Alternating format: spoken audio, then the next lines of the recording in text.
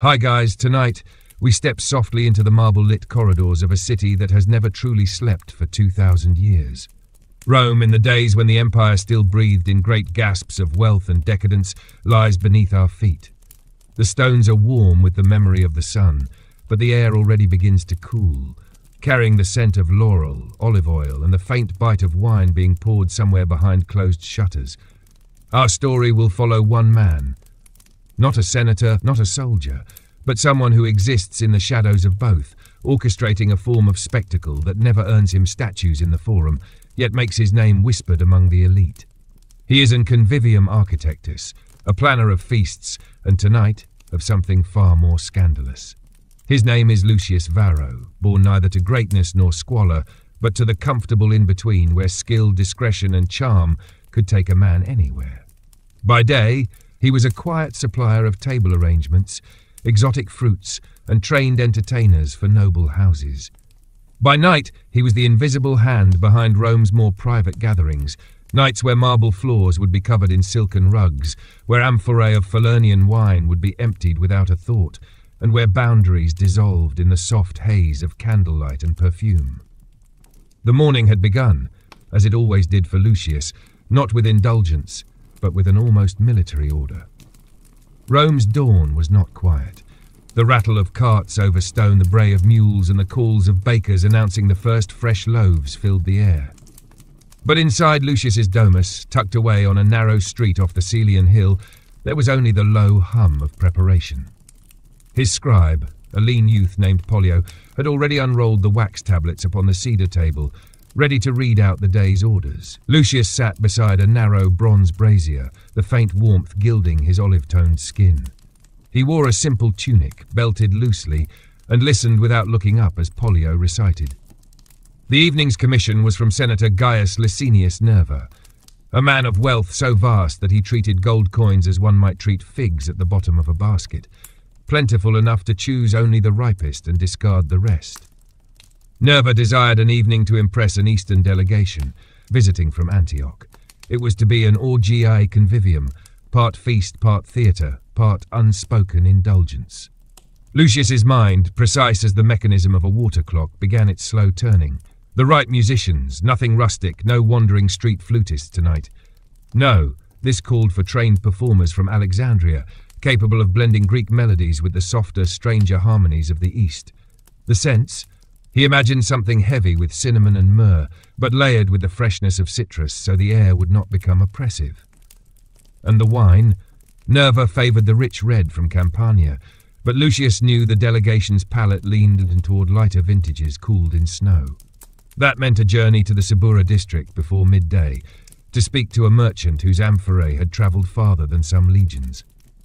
Outside, Rome was beginning to heat beneath the sun. Lucius wrapped himself in a clean woolen toga, not the heavy formal one, but lighter, suitable for market dealings, and stepped into the street. His sandals tapped the stones in a rhythm almost lost among the clatter of the city. The smell was a mixture of bread, manure, fish, and flowers, an ever-changing chorus that never ceased, no matter the hour. The Subura was chaos dressed as commerce. Stalls spilled into one another, hawkers called over each other's voices, and in the gaps between shouts, the quick laughter of children darting through crowds could be heard. Lucius moved through it like a fish through water, exchanging brief nods with those who knew him, ignoring the calls of those who did not. His destination was a shaded stall guarded by two broad-shouldered Syrians, their arms crossed and eyes sharp. Inside, amidst ceramic jars and amphorae sealed with wax, the merchant smiled, a man whose teeth were stained from the very wines he sold. Negotiations here were never quick. Each price was a dance, each amphora a story. The merchant spoke of the snow-chilled slopes of Mount Amanus, where the grapes for this year's vintage had grown. Lucius tasted, swirled, considered. He ordered 6 amphorae, not enough to seem ostentatious, but more than enough to suggest that Senator Nerva had a discerning host in his employ. From wine, Lucius moved on to flowers, carts loaded with roses from Campania, lilies from Etruria, and tiny blue blossoms from the Sabine hills. The colours mattered. The petals would be scattered across silk couches, their scent mingling with the perfumes worn by guests. For this evening, he chose pale roses tinged with gold at the edges, rare and costly, meant to catch the glow of oil lamps and make the whole room seem dipped in warm honey. By the time Lucius returned home, the sun had begun its slow descent. His staff moved like clockwork. 2 girls preparing incense, a young man polishing silver cups until they mirrored the lamplight, another carefully setting aside crystal vessels that would hold honeyed almonds. In the triclinium, the arrangement of couches was already underway, with space in the centre left open for dancers. The musicians would arrive shortly, followed by the courtesans whose training was as much in poetry and conversation as in the arts of seduction. As the final light of day slipped into the soft blue of evening, Lucius inspected the scene. Every lamp was lit, their flames flickering against polished marble. The air was warm with scent, sweet, spiced, and faintly smoky. In the distance a door opened, and the first sound of a lyre's strings drifted through. Senator Nerva's guests would arrive soon, stepping into a world that felt almost suspended outside of time. Lucius allowed himself a brief, private smile. The work was invisible once the night began. No one would speak his name. Yet he knew that when the guests left, their minds blurred by wine, laughter, and the glitter of candlelight on bare skin, the memory would cling to them like perfume. And for Lucius Varro, that was enough. The knock at the gate was deep and deliberate, the signal that Nerva himself had arrived. Lucius drew a slow breath, straightened the folds of his toga, and went to greet the man whose wealth fueled tonight's carefully crafted illusion. The heavy knock drifted through the atrium like a pulse, and for a heartbeat, Lucius simply listened to the answering hush that fell over his household. It always happened at this moment, a tiny gap in the weave of noise, as if the house held its breath with him.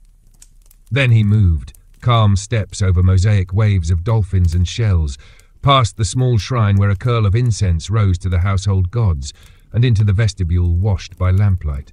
The porter drew the bar with a low scrape, and the senator's shadow stretched long over the threshold before the man himself appeared, wrapped in folds of deep-dyed wool, a little flushed from the climb up the hill. "Varro," Nerva said in that smooth, faintly amused tone that never rose, even in anger. It was his great gift. His voice, like a hand laid lightly on a shoulder, could make a command feel like a favour. "Dominus," Lucius answered, inclining just enough to acknowledge rank without bowing himself into invisibility. The balance mattered. Men hired him precisely because he did not disappear. Discreet, yes, but not servile. A planner who cowered could not command the night into order. Nerva's attendants slipped past like quick fish, carrying a narrow coffin of polished cedar. Lucius caught a whiff of beeswax and cinnamon from it and lifted an eyebrow. "A small addition," Nerva murmured, reading the question there. "From a friend in the East. Consider it a game piece for the table." Lucius nodded, gesturing to Pollio, who took charge of the box with the care one offers to a sleeping child. Games could mean anything. A mechanical puzzle, a jar of impossible spices, a trained dwarf who would pop out mid-feast with a poem. Surprises pleased Nerva. Lucius let the possibility hang in the air and returned to the present task. He led the senator through the peristyle, where water whispered into a pool so still the stars in its centre looked like small captured gods. Along the colonnade, lanterns flickered in red clay mouths.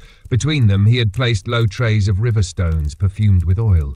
The scent unfolded in waves, orange flower at first breath, then the warmer crush of myrrh beneath. Nerva paused, inhaled, and gave the smallest nod. Approval rarely came in words. In the triclinium, everything waited as if poised for a painter's hand. 3 couches, each swathed in silk the colour of pale wheat, a dozen low tables set with trays of figs, dates, and almond pastries, bowls of pomegranate seeds that caught the lamplight like rubies in a shallow sea. The walls, Nerva's pride, were frescoed with scenes of Nereids and dolphins, and the kind of maritime fantasy that made Romans feel both innocent and immortal.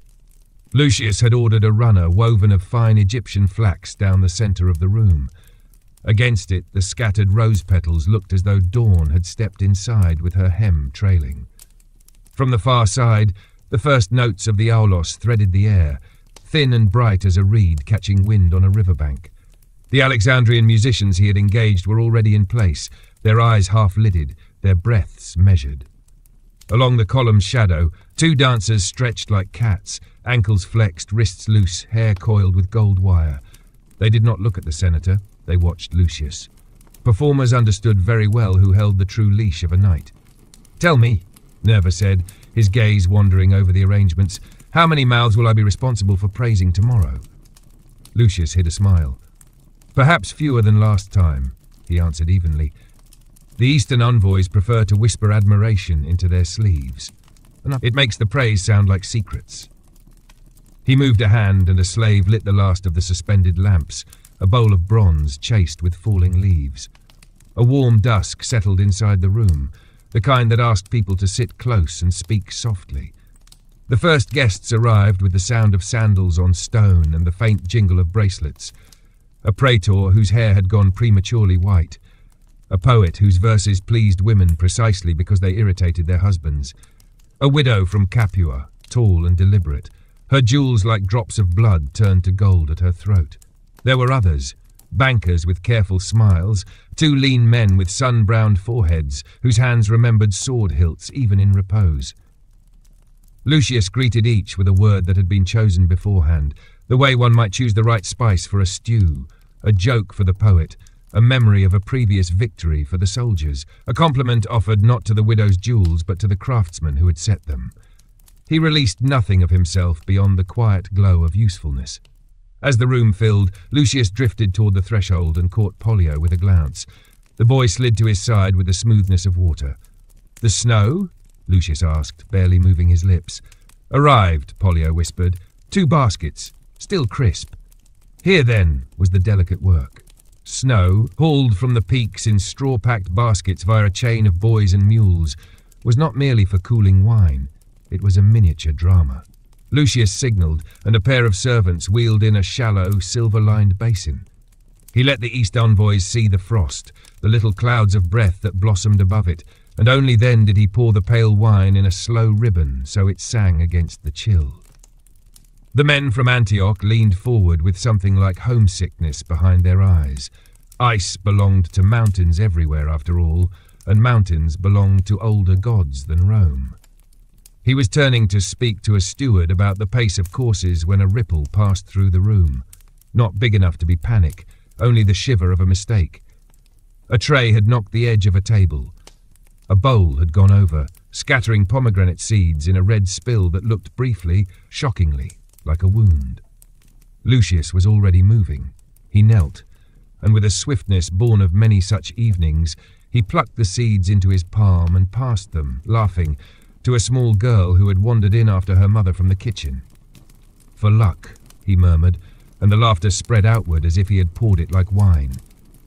A servant whisked away the stained cloth and replaced it with another before the echo died. The dancers let their wrists draw circles, and the musicians softened their cadence by a fraction. The night breathed again. Nerva was watching him with that slight tilt of the mouth that declared both acknowledgement and ownership. Lucius pretended not to see. In the corner of his eye, he registered the cedar box being unsealed. Pollio had positioned it near the central couch. A fine ribbon trembled as he tugged it loose. From within, he drew not a creature, not a toy, but a sheet of hammered gold leaf so thin it caught light like water. Beneath it lay a small device, a bronze disc set on a wooden base, etched with concentric circles and small letters in Greek. A man from the Eastern party made a soft sound. "An astrolabe," he said, reverent, "or a cousin to one." Nerva's surprise was genuine. He turned a little toward Lucius, as if to say, "See, even I did not know." Lucius stepped forward and, with a courteous inclination, invited the envoy to demonstrate. The man placed it carefully on the table, rotated the disc until the little pointer lined with a star on the frescoed ceiling, and began to speak in low tones about voyages and angles and the language of heavens understood with the hand. It was the perfect counterpoint to food and music, a kind of coolness for the mind. Lucius felt the room lean toward the device, a collective curiosity that softened faces and opened new paths for conversation. He eased back again, satisfied, and surveyed for any thread that might fray. The courtesans had arrived, not girls, but women polished by learning, their laughter tuned to nestle between words like a trill in music. They did not rush to touch. They circled, let their knuckles brush the linen of a sleeve here, allowed the line of a poem to hang for a moment there. Lucius had spent hours choosing them, not for the promise of bodies alone, but for the quality of their silences. In Rome, noise was cheap. The rare commodity was quiet, offered as a gift. In the kitchen beyond the garden, the first hot course waited. A veal stew cut with coriander and a squeeze of bitter orange. Trout from the Tiber, roasted in vine leaves. A dish of peas bright with mint. Nothing heavy yet. Lucius signalled the sequence with a lift of fingers. Small, then smaller, then something bright. He had learned long ago that pleasure behaved like a wave. If you fed it too much at once, it broke and left behind a flatness of ash. He was halfway down the colonnade when a hand, cool, firm, touched his elbow. The widow from Capua had slipped from the triclinium and found him in the half-dark. "Your night is a smooth stone," she said softly. "Every pass over it makes my hand want another." He inclined his head. "Stones remember the river," he answered, keeping the words easy, the metaphor a screen. She smiled at that, a little melancholy curving her mouth. "Be careful," she said after a beat, eyes flicking toward the triclinium. "The young soldier with the scar across his jaw drinks as if he wishes to drown, but he watches the Eastern poet as if he wishes to be pulled back from the water by his hair." Lucius felt the information settle somewhere deep, like an extra weight distributed to keep balance. "Thank you," he said, and meant it. He had seen knights topple on less, one man's desire slamming into another man's pride. Pleasure required as much architecture as any aqueduct. Channel, measure, release.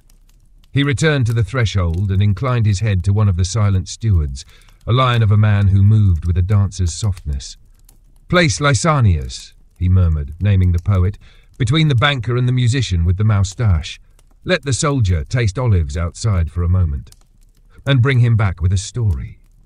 The steward nodded and vanished into the room. Stories were currency. A tale about a river crossing in Gaul, told with wet detail and the weight of iron mail recalled on the shoulders, could rinse pride out of a throat better than water. Near the pool, the night air had cooled. Lucius stood a moment longer than necessary, listening to the aulos, to the river of voices, to the small tink of silver against clay. It was going well. Which, experience whispered, meant he had not yet discovered what would go wrong. A boy stumbled into the peristyle breathless, hair stuck to his brow, carrying a twisted ring of bronze. He thrust it up at Lucius with both hands. "From the gate," he said, and swallowed. The piece was a seal, the sort used to mark delivery. It belonged to a spice merchant near the Forum Boreum, one with whom Lucius held a delicate, lucrative understanding. The ring was snapped, the cord frayed, the wax smeared like blood. Something had been taken or stopped or lost on its way. And the night, perfect as a blade's edge, felt a faint, dangerous wobble underfoot. Lucius held the broken seal between his fingers, feeling the roughness where the bronze had bent and the sharp edge where it had snapped. It was a merchant's mark he knew too well. A stylized crane standing on one leg, head bent as if peering into the water. The man who used it dealt in saffron from the east, cinnamon from far beyond Arabia, and the kind of resin used to make perfumes that clung to skin like a whispered vow. He did not ask the boy questions in the open courtyard. Instead, he nodded toward the inner corridor, leading him past the colonnade to a narrow room lit only by a single oil lamp. Here the air was still and smelled faintly of beeswax. He closed the door behind them. "Tell me," Lucius said softly. The boy swallowed hard, his chest rising and falling with the effort to steady himself. "The porter at the gate says a man came from the Forum Boreum just before the lamps were lit. He carried a small chest, bound in cord, sealed with this." The boy hesitated, eyes dropping to the floor, but before it could be brought in, a stranger approached him, said he had orders from you to take it. The porter thought it strange, but the man knew your name. He knew the household's layout. He even spoke of Pollio. Lucius felt a slow, deliberate quiet spread through his chest. The knowledge of Pollio meant this was not a petty theft. It was someone who had listened, watched, perhaps even stepped into his orbit unseen. And the timing, tonight, when the senator's guests were gathered and the eyes of the room were turned toward the display of beauty and indulgence, meant the theft was not about spices alone. It was about message and disruption. "What was in the chest?" the boy asked. Lucius turned the seal over in his palm. "If the merchant kept his word," he murmured, "it held resin from Phoenicia, enough to scent this house until the sun rose twice. Without it, the air will lose its depth before midnight." His tone remained even, but his mind was already moving, calculating how scent, more than food or music, could tether a guest's memory to a night. To lose it now was to weaken the spell. He sent the boy to Pollio with instructions to double the incense and open the jars of myrrh that had been set aside for next month's commission. It would not be the same, but it would hold the air together long enough for him to act. Back in the triclinium, the night's river flowed on without visible disruption. The courtesans had shifted the circle of attention toward the astrolabe, letting the Eastern envoy explain its use in mapping the constellations above Egypt. Laughter moved in gentle ripples across the couches. Hands reached for cups, for olives, for the warmth of another hand. The broken seal was still warm in Lucius's own. From the shadow of the doorway, he spotted the soldier the widow had warned him about. The man was back in his place now, the edge of drink still on him, but his gaze less fixed on the poet. The steward had done well. Yet Lucius saw the way his fingers tapped against the table in an uneven rhythm, an irritation not yet soothed. He crossed to Nerva's couch, bending slightly so his voice would not carry. "One of the merchant's deliveries was delayed," he said lightly, as though speaking of a late musician. "I will see to it myself. Your guests will not be left unattended." Nerva's eyes narrowed the smallest fraction. "Do you require someone?" Lucius shook his head. "Better that I am not missed." Outside, the air had cooled, the night settling like a cloak over Rome. Lanterns glimmered in the streets, their lights smudged by the thin mist rising from the Tiber. Lucius kept to the side alleys, the soles of his sandals whispering against stone, passing shuttered shops and taverns whose doors spilled noise and light. He knew the way to the Forum Boarium, as well as he knew the lines of his own palm, the smell of cured hides, the low murmur of the river beyond, the statues of Hercules and Mercury standing guard over the ancient market. The spice merchant's stall was shuttered, but not empty. Through the slats of the wooden screen, a low lamplight glowed. Lucius rapped once, twice, and the door creaked open just wide enough to reveal a narrow face, sharp-eyed and lined like weathered parchment. "You've heard?" Lucius asked. The merchant's lips pressed into a thin line. "My boy carried it himself. The chest was taken before he reached your house. The one who stopped him spoke your name." He shook his head slowly. He knew the merchant's path. He waited at the alley by the Temple of Hercules. Lucius stepped inside, the scent of cardamom cloves enveloping him like a memory of heat. "Describe him." The merchant's hands moved as he spoke. Tall, lean, a cloak that hid most of his tunic, a small scar under the left eye. Not Roman-born, the merchant thought. His Latin was precise, but carried a faint musical lilt.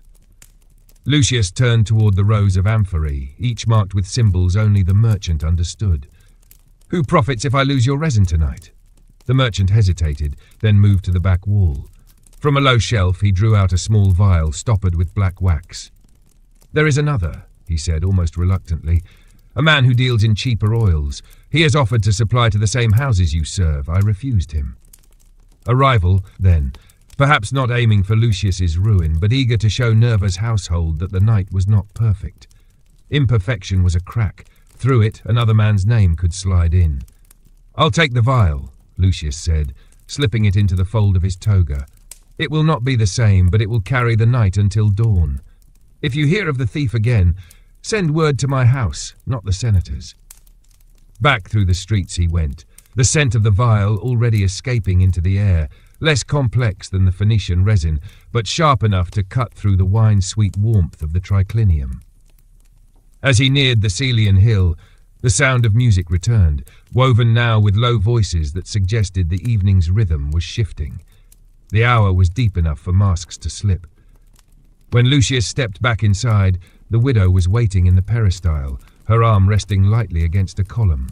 "You missed a small scene," she said, her voice pitched low. "The poet told a story of a storm at sea.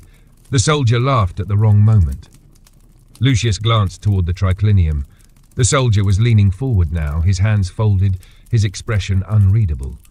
The poet was smiling, but it was the smile of a man who had been challenged and meant to answer in kind. In Lucius's mind, the threads of the night twisted tighter. Somewhere beyond the scent of flowers and wine, beyond the quiet play of music and light, a disruption was moving toward them, and like the missing chest of resin, it was already inside the gates. Lucius let his breath lengthen, counting silently as he crossed the peristyle and let the night fold around him like a cloak he had worn for years. In his palm, the substitute vial pressed a cool oval against the lines of his hand, and with each step he sorted the next decisions like smooth stones. Scent first, always the air, because air was the first touch everyone shared. Then the poet and the soldier, two flints that could either spark a hearth or set the whole room alight. Then the matter of the broken seal, the rival's shadow, the unnamed listener who knew Polio's name, and the layout of a house he had never been invited to. He felt the quiet rise in him again, that particular stillness he had cultivated since he was a boy. It did not erase fear so much as give it a chair and a cup and ask it to listen while he arranged the table. In the triclinium the music had thinned, the Alexandrians letting the aulos slip into a low thread while the psaltery's strings answered in small, delicate touches.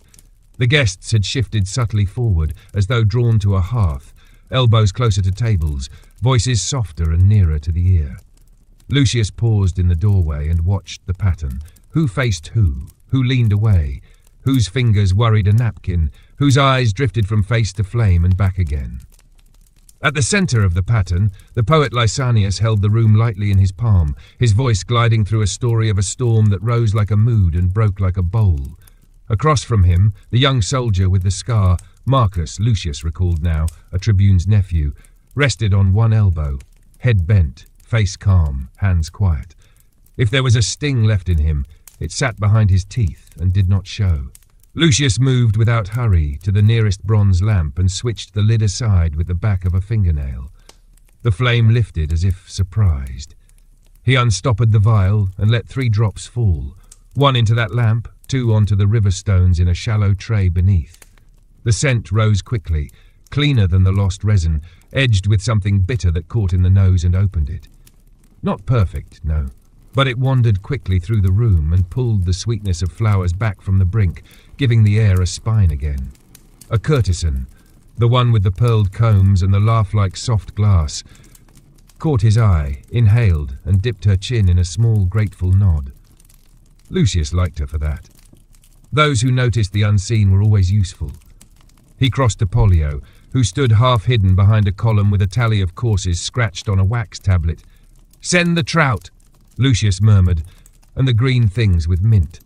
Then have the boy with the pale hair bring a small bowl of salted plums to the soldier and put it down without looking at him."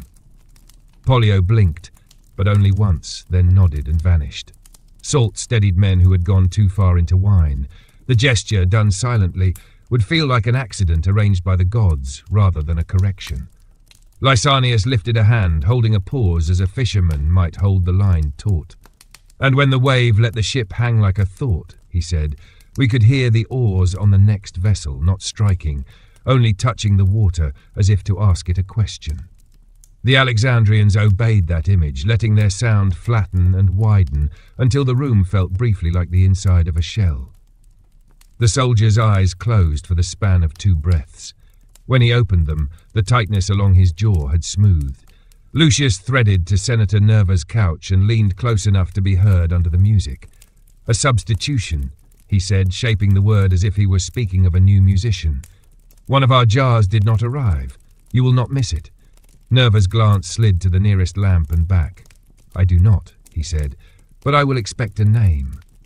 "You shall have one," Lucius answered, though he did not yet know whether it would be the thief's or the rival's. Promises were bridges. You built them with the material at hand and crossed while the wood was still fresh. When the first plates of trout arrived, steam rising faintly, vine leaves glossy and dark, Lucius watched the hands that reached. The Eastern envoys smiled without showing teeth. The widow from Capua balanced a forked bone on the rim of her plate as if it were jewelry. The banker ate with care and looked as though he were adding up salt crystals. The soldier took 2 silent bites and then a salted plum, and the colour in his face began to settle. A small shadow slipped to Lucius's side. Pollio, eyes bright, voice low. The porter swears the man had a scar beneath his left eye. He also wore a ring with a square black stone, not Roman cut. The merchant told me as much, Lucius said. The ring matters. Get a runner to the baths of Titus. Ask the attendant at the tepidarium whether a man with such a ring leaves his clothes with them. Not a question, mind. A compliment about the man's fine taste, and a wish to have a similar ring made. Pollio's mouth twitched. He enjoyed this slipping of language into a lock and feeling it turn. He vanished as quietly as he had arrived. Lucius turned back to the room and noted something that made the skin between his shoulders tighten. 2 of the dancers had drifted from their prescribed orbit and were standing in a way that turned them into a threshold. Behind them, near the shadow of a wall painting where a dolphin leaped and froze forever, stood a man he did not recognize. Not a guest, not one of his own people, not a musician. He had the posture of someone who believed the night would open for him if he pushed. His cloak was good wool, his sandals new, and at his throat a strip of blue silk caught the lamplight like a blade. Lucius crossed the floor slowly, letting his body ask a question before his mouth did. The man spoke first. "I was told the senator welcomed latecomers," he said. His Latin was careful, designed, the sort that left no footprint. The blue silk trembled as he breathed. Beneath it, the hollow at his throat was smooth as a coin. "Welcomed letters," Lucius replied mildly, "and men who carried them. Which have you brought?" The man smiled with only half his mouth. "Neither. But I have something else the senator might like. News. About goods that travel along the Tiber and sometimes leave the river before they reach their harbour." Lucius did not shift his weight. "Then you will understand that news is best delivered in the cold," he said, as if reciting a small law only stewards knew, "where it will not spoil." He guided the man with nothing but a gesture and the presence of 2 servants who appeared like thoughts on either side of him. They took the stranger's cloak as if he had been expected and walked him to the peristyle. There, under the faint silver wash of starlight, the man's eyes altered a little. Men often changed in the cool, where the scent of oil and skin thinned and air returned to itself. "You have the look of night about you," Lucius said, as if he were complimenting a tunic. "Who are you to it?" "I am its memory," the man replied.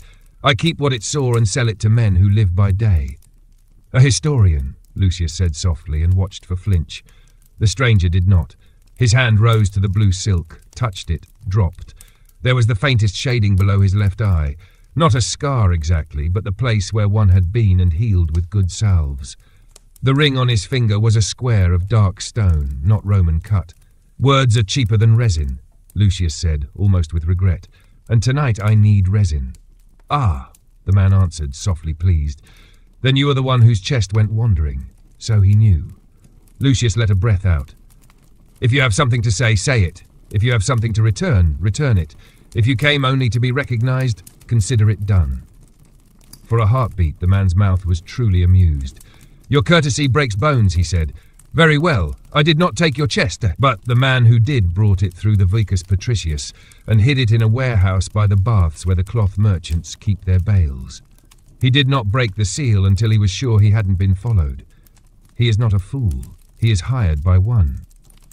"Name," Lucius said. "A man called Secundus," the stranger replied. "He runs errands for an oil dealer on the Aventine who wishes to smell like a god and be paid as one. If the senator's night faltered, the dealer would whisper that he could have made it whole. That is his habit, to praise while standing on a grave he dug." The image was neat, the kind thieves liked. Lucius kept his face mild. "If I fetch the chest, will Secundus watch the path and bite again?"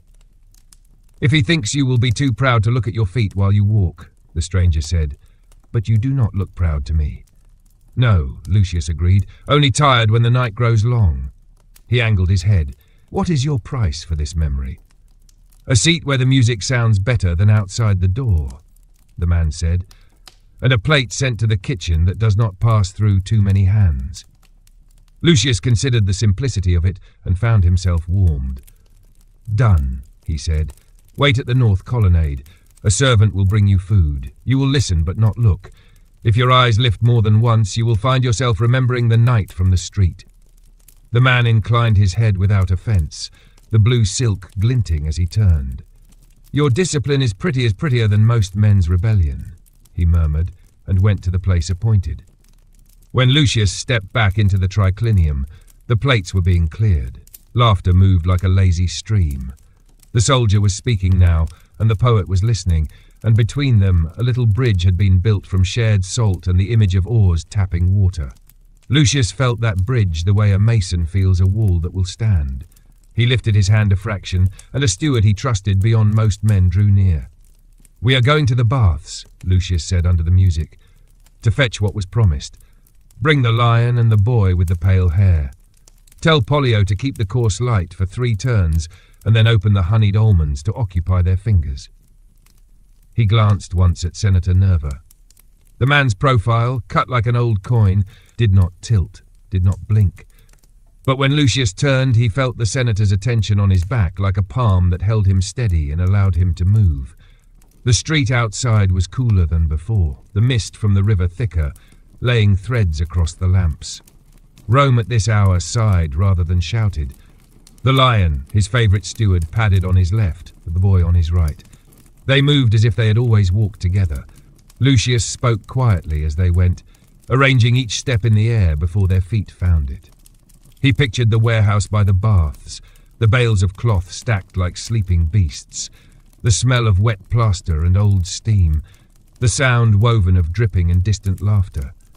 He pictured the chest with its frayed cord and the smear of wax like a wound, and Secundus crouched behind some cloth with a knife and a pride borrowed from another man. He pictured, too, the stranger at his colonnade, eating quietly, listening softly, paying for the seat not with coins but with the right to speak again another night. At the edge of the Celian, the city opened in a low curve. The baths of Titus waited below with their bones of pillars and vaults, the skin of their pools sweating out the day's heat into the night.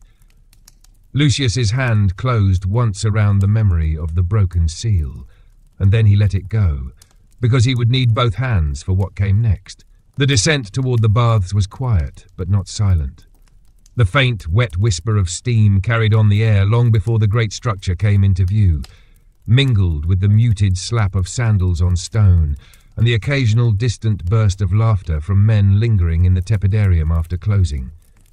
The streets here were narrower, pressed in by high, damp walls that smelled of lime and river water, and Lucius kept his pace steady, his mind tracing the map the stranger's words had drawn. They moved like a small shadow within the larger shadow of Rome. Lucius, the lion at his side, and the pale-haired boy trailing half a pace behind, his head turning just enough to watch the edges of their path. Above them, a sliver of moon cut across the mist, and the lamplight broke into thin ribbons on the wet cobbles. The warehouse by the baths was not much to look at, a long, squat rectangle of plaster and brick, its walls scarred with years of unloading and the scrape of carts. No light showed from within, but the smell told its own story. Lanolin from stored wool, damp straw, and the faint sourness of wine spilt long ago and left to dry. Lucius stopped at the corner, letting his eyes adjust to the dim. The lion moved forward without a word, his steps almost noiseless for a man of his size, and put an ear to the broad wooden door. "Two inside," he murmured after a moment, voice low enough to be mistaken for the wind. One walking, one still. Lucius nodded, thinking. Secundus would not keep the chest in plain sight. The resin's worth was too great to risk a quick hand. It would be hidden, perhaps buried under the folds of cloth, perhaps locked in some crude box until morning. And men guarding something in the dark often did so not with their eyes but with their ears. He stepped back into the deeper shadow where the wall jutted and spoke softly to the boy. "Find the small side door. It will be there for the carts that do not fit through the main gate. Do not touch it yet. Just mark where it stands and wait." The boy slipped away, a wisp of movement along the wall. Lucius waited until he was gone, then reached into the fold of his toga and brought out a twist of cloth no larger than his palm. Inside were fennel seeds and a dusting of pepper, common enough at a feast, but here they served another purpose. He knelt by the base of the door and blew a small pinch through the crack. The scent was not strong, but it would prickle the nose of anyone near, setting them to rubbing at their face, shifting their weight, making them a little less still. The boy returned, eyes bright. A door at the back, barred from inside. Lucius rose. Good. The lion and I will go through the front when the moment comes. You will wait by the back. When you hear a knock, 3 quick, then 1 slow, slip inside and take the chest from whoever hands it to you. Then run for the hill. Do not stop until you reach the north gate of the house. The boy nodded, his mouth a thin line. He had been given errands before, but not one that might end with someone grabbing at his tunic in the dark. Lucius touched his shoulder once, lightly, then turned toward the lion. The larger man stepped to the door, tested the weight of the latch, and then rapped once with the side of his fist. Not loud, not soft, just enough to sound like the arrival of someone expected. From within came the shuffle of feet, the scrape of something heavy being moved, and a voice that carried suspicion wrapped in boredom. "Who's there?" "A friend," Lucius said, letting the words carry the calm certainty of a man who belonged wherever he stood. "I've news for Secundus. It will keep until morning, but it will not be as valuable then." There was a pause, the whisper of 2 voices speaking just out of reach, and then the latch lifted. The door opened a hand's breadth. A man's face appeared, shadowed but sharp in its edges, eyes narrowed. Not Secundus, one of his watchers. "What news?" the man asked. "That the owner of what you've taken is not a man who sleeps through the night," Lucius replied. The man's gaze flicked over him, weighing whether to laugh or close the door. But before either could happen, the lion moved. Not a strike, not yet, just a step that closed the space between them so completely the man had to fall back to avoid a shoulder in his chest. That was all Lucius needed. He followed the larger man through, and the scent of stored wool closed around them like heavy drapery. Inside, the space was dim, lit only by a single oil lamp on a barrel. Bales of cloth rose in soft, uneven walls, their shadows doubling in the flicker. A second man stood by the far stack, a knife in his hand, the blade glinting like a fish in a shallow stream. His eyes went at once to Lucius, then to the lion, and then he said, "You've come for the chest." "Yes," Lucius said. "It's not here," the man replied, but his eyes betrayed him, sliding for an instant toward a stack near the back wall. The lion moved first, stepping between the man and the knife without haste, but with a kind of gravity that pulled attention toward him. Lucius used the moment to cross the floor, weaving between bales until he reached the stack the man's glance had betrayed. There, half hidden under a folded length of dyed cloth, sat the cedar chest. The frayed cord still clung to it, the wax seal broken cleanly in 2. He knelt, lifted the lid just enough to breathe in the scent. Rich, layered, unmistakable. Resin, the Phoenician heart of the night. He closed it again and turned toward the lion. Time to leave. The man with the knife took 1 step forward. "Secundus will know," he said. "He will," Lucius agreed, lifting the chest in both hands. "And so will the one who paid him. Let them." They backed toward the door. The lion kept himself between Lucius and the watchers, his broad shoulders blotting out the lamplight until the last instant. Outside, the cool air struck Lucius's face like a cup of clean water. He rapped 3 quick times and then once slow on the side wall. A moment later, the pale-haired boy emerged from the shadows and took the chest from him without a word, darting away into the mist toward the hill. Lucius and the lion lingered just long enough to make sure no one followed, then turned for the climb back. Behind them, the warehouse door closed with a muted thud. Ahead, the city stretched upward, its streets coiled in darkness and glimmer. When they reached the Celian hill again, the triclinium's music was still flowing, but it had changed. Slower now, deeper in tone, the aulos weaving a line that seemed to curve around the guests like smoke. Through the open shutters, Lucius caught a glimpse of the senator leaning back, the widow laughing softly, the soldier and poet leaning close enough to share breath. He stepped into the peristyle, the lion at his shoulder. From the north colonnade, the stranger with the blue silk glanced up briefly from his plate, then lowered his gaze again. Somewhere in the shadows, the pale-haired boy was placing the chest where the servants would find it, and open it just enough to let the resin bleed into the air before the night turned toward its last hours. Lucius allowed himself a single, slow breath. The night's architecture held, for now. And yet, beneath it, he could feel the rival's hand still pressing, searching for the next loose stone to pull free. The perfume of the Phoenician resin announced itself not in a flourish but in a layering, the way twilight becomes night. One breath and the air is sweet, the next and there is a depth beneath it, a resinous warmth that steadies the pulse. Lucius stood just inside the peristyle, listening to the house relearn itself. From the kitchen passage came the soft hiss of amphorae being unsealed. The whisper of a cloth passed over a silver rim. Somewhere in the triclinium a guest laughed and then, almost immediately, sighed. It was a good sign. Sighs meant the body had loosened its hold on the day. Pollio appeared out of the dim like a small, well-trained comet, bright-eyed, already aware. "It's set," he murmured. "The resin is with the lamps. I told the boy with the crooked nose to carry the tray past the Eastern men twice, and then to stand by the door where the draft is." Lucius's mouth twitched. "You're learning the wind," he said, and the boy's pleased look flashed and vanished again, quick as a fish in shallows. They moved to the threshold of the triclinium together, pausing in the cool seam between two climates. Inside, the night had softened into that particular hour when men lean without noticing they have done so. The Alexandrian players had set aside their aulos and drawn bows across a small lyre, coaxing out a hum that sounded like glass, remembering the heat that shaped it. The astrolabe, laid aside for now, gleamed from a low table like a golden corsten found. Lucius let his gaze travel the room. The widow sat where light slid along her profile and gathered in the net of her necklace. She had re-centered a circle of conversation with the delicate assurance of someone who had learned in girlhood that laughter could be a well as deep as a spring. The banker had loosened.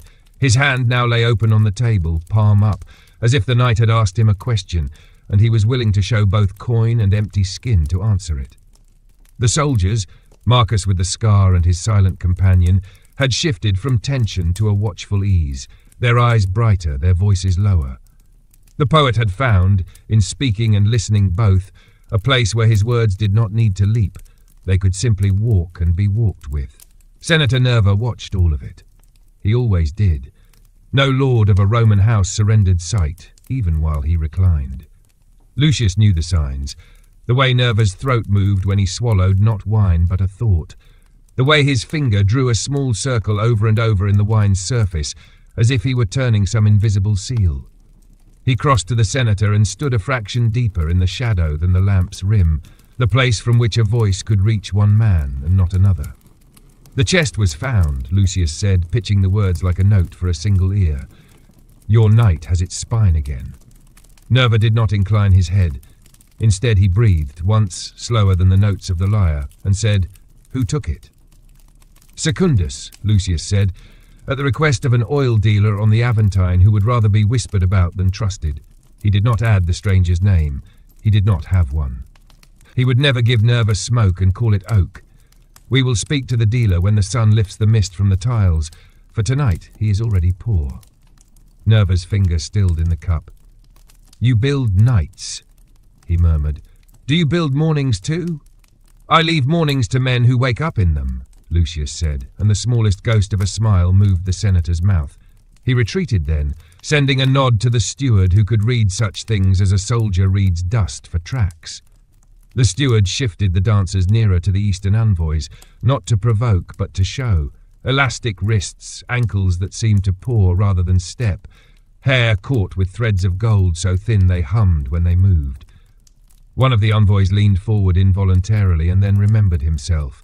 He settled his palm on a cushion as if to weigh the room. Lucius liked him for that. Assertive modesty, the art of being visible and unthreatening at once. From the north colonnade, the listener with the blue silk sat as he had been told, head bent, hands steady on the plate sent in his name.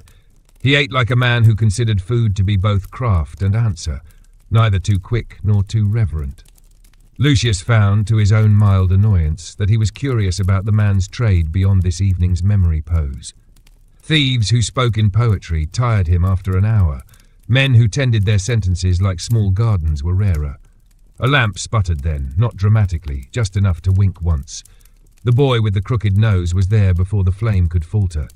He adjusted the wick and, on cue, tipped a breath of resin into the mouth. The scent rose, a soft fan opening. A courtesan paused mid-laugh and closed her eyes briefly, as if someone had put a warm hand at the nape of her neck. Lucius watched the relief ripple outward. The mind names relief as pleasure when it arrives in roundness, unannounced. "May we?" Pollio whispered at his side, the question contained in the tilt of his tablet toward the next course. The stew waited. The medallions of veal would ask a heavier comprehension from mouths loosening into confession. Lucius considered the pitch of voices, the half-empty cups, the distance between shoulder and couch cushion, a porridge of signs he had learned to taste as surely as wine. "Not yet," he said. "Bring almonds and honey first. Let sweetness come like a small lie before the truth of meat, and have the girl with the flower on her cheek take a cup to the soldier, plain water, the kind that has been kissed fennel so it will smell like wine in the nose, not on the tongue." Pollio grinned, already turning. "The gods will not notice," he said, and was gone. In the doorway, the pale-haired boy reappeared without appearing to have moved. He kept his hands tucked, neat as a scribe, but his eyes spoke the speed that still ran in his body from the hill and back. Lucius let him stand beside the pillar, allowed the night to wash over the boy until his shoulders remembered quiet again. There was work in letting adrenaline drain. Many nights had been ruined by the small tremors of an unseen servant. The poet's voice rose and fell in a new timbre now. No story this time, but a fragment of recited lines laid on the table like a freshly sharpened knife. He spoke of a harbour where ships returned with more space than sails, of the way a man's chest can feel like a room you've moved out of but have not yet swept. The soldier did not laugh. He lifted the cup with fennel water and drank, and Lucius watched his throat, the controlled swallow, the eye that closed on memory and reopened on decision. A minor drama broke at the edges. Two bankers' wives, unused to each other's heat, tangled their bracelets accidentally with the petting curiosity that can become mockery if no one offers them a new gleam to follow. Lucius sent the small silver mirror then, the one with a dolphin chasing its tail on the back, to the widow from Capua. He knew she would tilt it just so, catching lamplight and tossing it like a coin into the women's laps. Their annoyance evaporated in laughter at their own faces, the universal spell that shortens pride. Between courses, Lucius stepped again into the peristyle, not to run from the room, but to let it run through him and settle. The stranger with blue silk sat with the posture of a listener in a basilica, absorbing the symmetries. As if feeling eyes, he did not lift his head. Instead, he held up one finger, the smallest signal, and then let it fall. A not quite question. Lucius indulged, crossing the colonnade until his shadow touched the man's toes. "You were seen at the baths," the stranger murmured, his voice shaped to fall like dust. "Secundus has pride like a wicker cage. It will not hold him when he tugs. He will look for your door, not your face." "And he will find a lion waiting on the threshold," Lucius replied. "Doors are the easy part of a house. The hinge is what breaks men." The stranger's mouth softened. "You build with good words. Take care someone does not buy them out from under you." He inclined his head toward the distant lamps. "Your senator is pleased again. He forgets to dislike you." Lucius left him with his plate and the starlight. Back inside, the honeyed almonds had done their nimble work. Fingers were occupied, teeth were sweet, and a couple of small jealousies had dissolved into the sticky labour of chewing. He nodded to Pollio. The veal arrived, small bowls with coriander and the memory of bitter orange, steam braiding itself into the resin-thick air. Spoons touched. A murmur rustled. One of the Eastern envoys made a low, appreciative sound that was not a word. Across the room, the astrolabe, as if jealous, caught a lamp's eye and flashed a single brief star. Nerva, who missed nothing, let his hand stray toward the device. "Show us again," he said, not loudly, but with the kind of gravity that unknots a room. The envoy smiled in that careful Eastern way, demurring and then accepting, and brought the astrolabe to the central table. The dancers, sensing that the floor itself had shifted allegiance for a moment, drew back like water. The envoy's hands moved over the bronze as a priest might make signs over a bowl. He twisted, aligned, pointed, and the guests leaned forward as if the heavens could be coaxed closer by attention alone. Lucius stood at the rim of that circle, not inside it, and let the faint metallic whisper of the device flow into the music of the lyre. He had always believed that knowledge, when offered in rooms like this, behaved like spice. It could sharpen or smother, depending on the tongue. Tonight it sharpened. Faces lifted. Talk hushed. Time grew a framework. It steadied him. Only one thing jarred, the porter's shadow in the doorway, hesitating a fraction too long as if unsure whether to intrude. Lucius's eye flicked once, the smallest summons. The man edged to him and breathed into his ear. A message marked with a senator's seal. Not Nerva's. Delivered at the back. He offered the tablet under his cloak, and Lucius took it in the hollow of his palm. The wax bore the impression of a fish leaping. Senator Attilius, a man who loved to spend other people's evenings by sending his regrets late and his demands earlier still. Lucius slit the wax with a thumbnail and read the neat, tidy stroke. An accident at the harbour. Your singer from Alexandria has a brother among the porters. He is needed. Send him quietly. I will repay you in debt forgiven. No signature. None needed. Lucius's mind counted quietly, the way you count a pulse. Singer, brother, harbour, accident. If he plucked one voice from the lyre, the music would thin at the wrong moment. If he refused, he would make an enemy who hung around the Senate like smoke. There was a third way. There always was. He closed the tablet and placed it under the fold of his belt. He stepped toward the musicians and let his shadow stand between the singer and the light. The man's eyes lifted. Lucius nodded to the door and then to the slender girl beside him, the one who could make a line on the psaltery sound like a question even after it had been answered. The singer read the sequence in a glance. Go, and the girl will rise, and the melody will grow a new branch. He laid his instrument aside with care, stood, and vanished by way of the servants' door. The girl took a breath and found a lower register. The aulos followed, an obedient dog. Lucius sent a second boy with him, one whose hands could carry a message like a covered charcoal, light, hot, and without smoke. Tell Attilius he owes the singer 3 days' wage, he said. The debt is to the man, not to me. Men remember who fed their hands. Then he resumed the room. Return, always return, the way a tide does, smoothing the marks the day leaves and leaving your own in a pattern so even it looks like nature rather than will. He touched a lamp lid here, adjusted a cushion there, let his hand brush the back of a chair in a way that quieted the woman leaning too close to Malice, smiled at the soldier with just enough warmth to remind him the night had seen his control and approved of it. His presence became, as it must, the yeast in wine, invisible but specifying it, making it what it was. A sound came then, quiet as a throat being cleared from the colonnade, barely anything. But Lucius knew it, not distress. A call, the lion.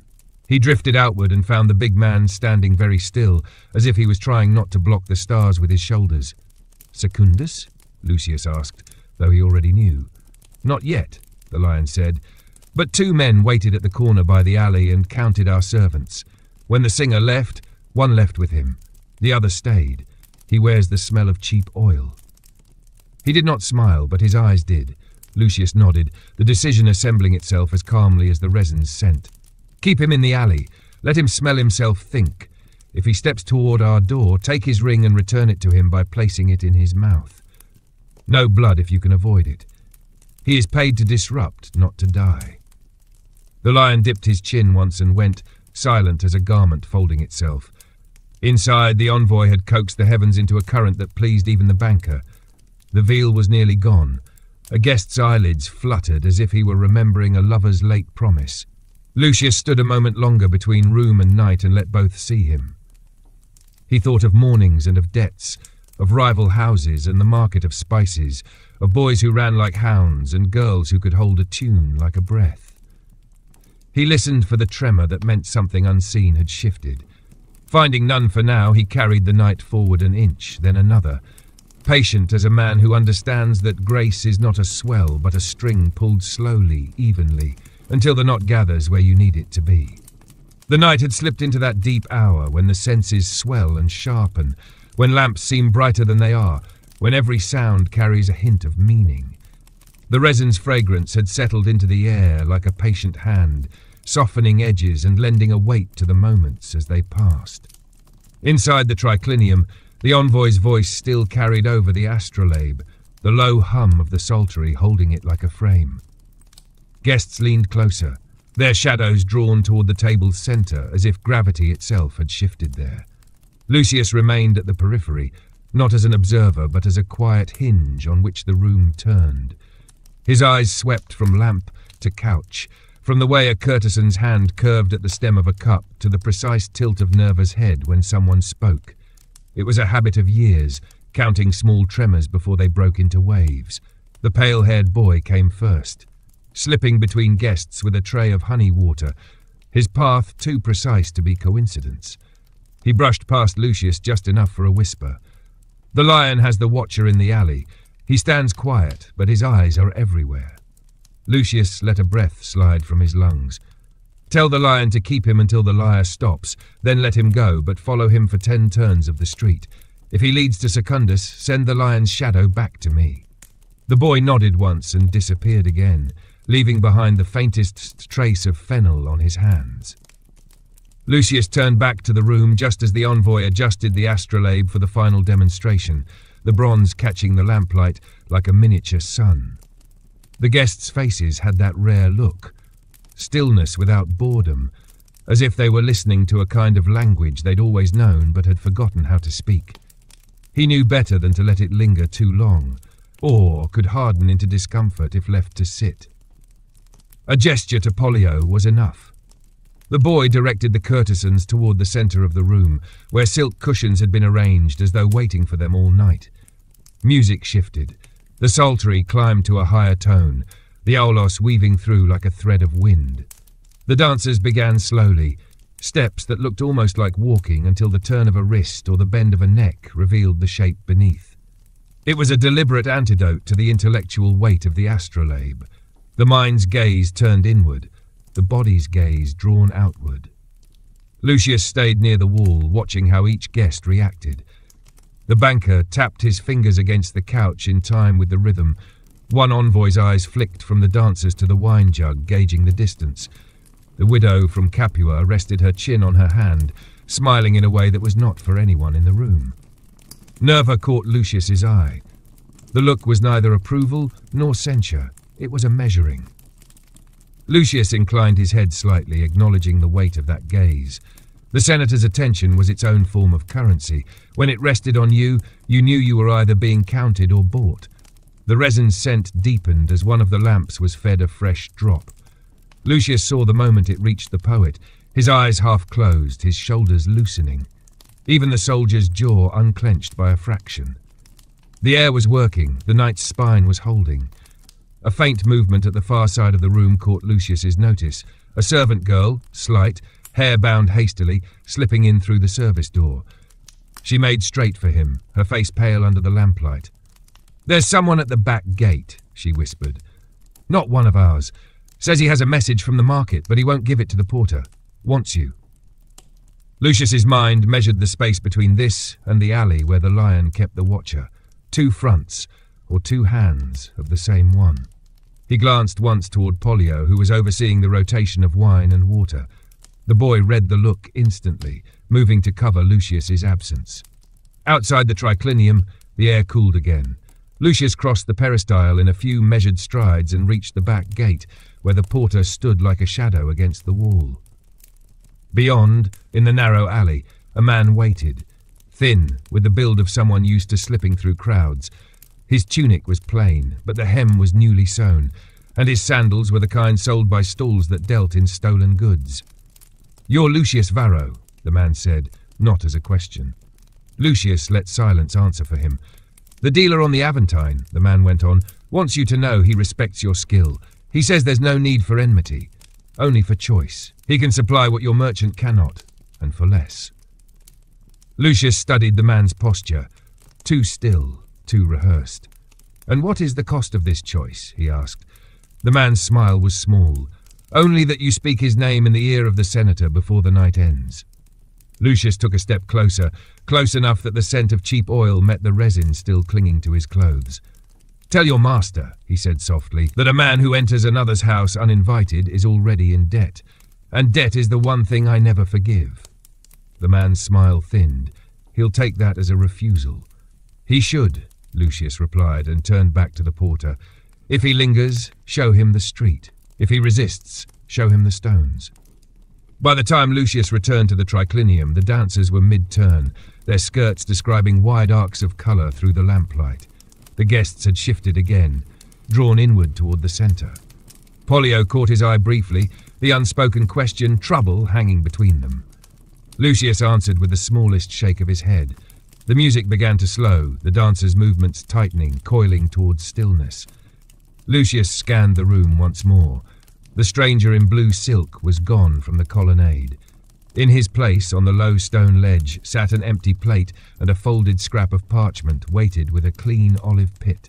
Lucius crossed to it, the hum of conversation covering the sound of his sandals.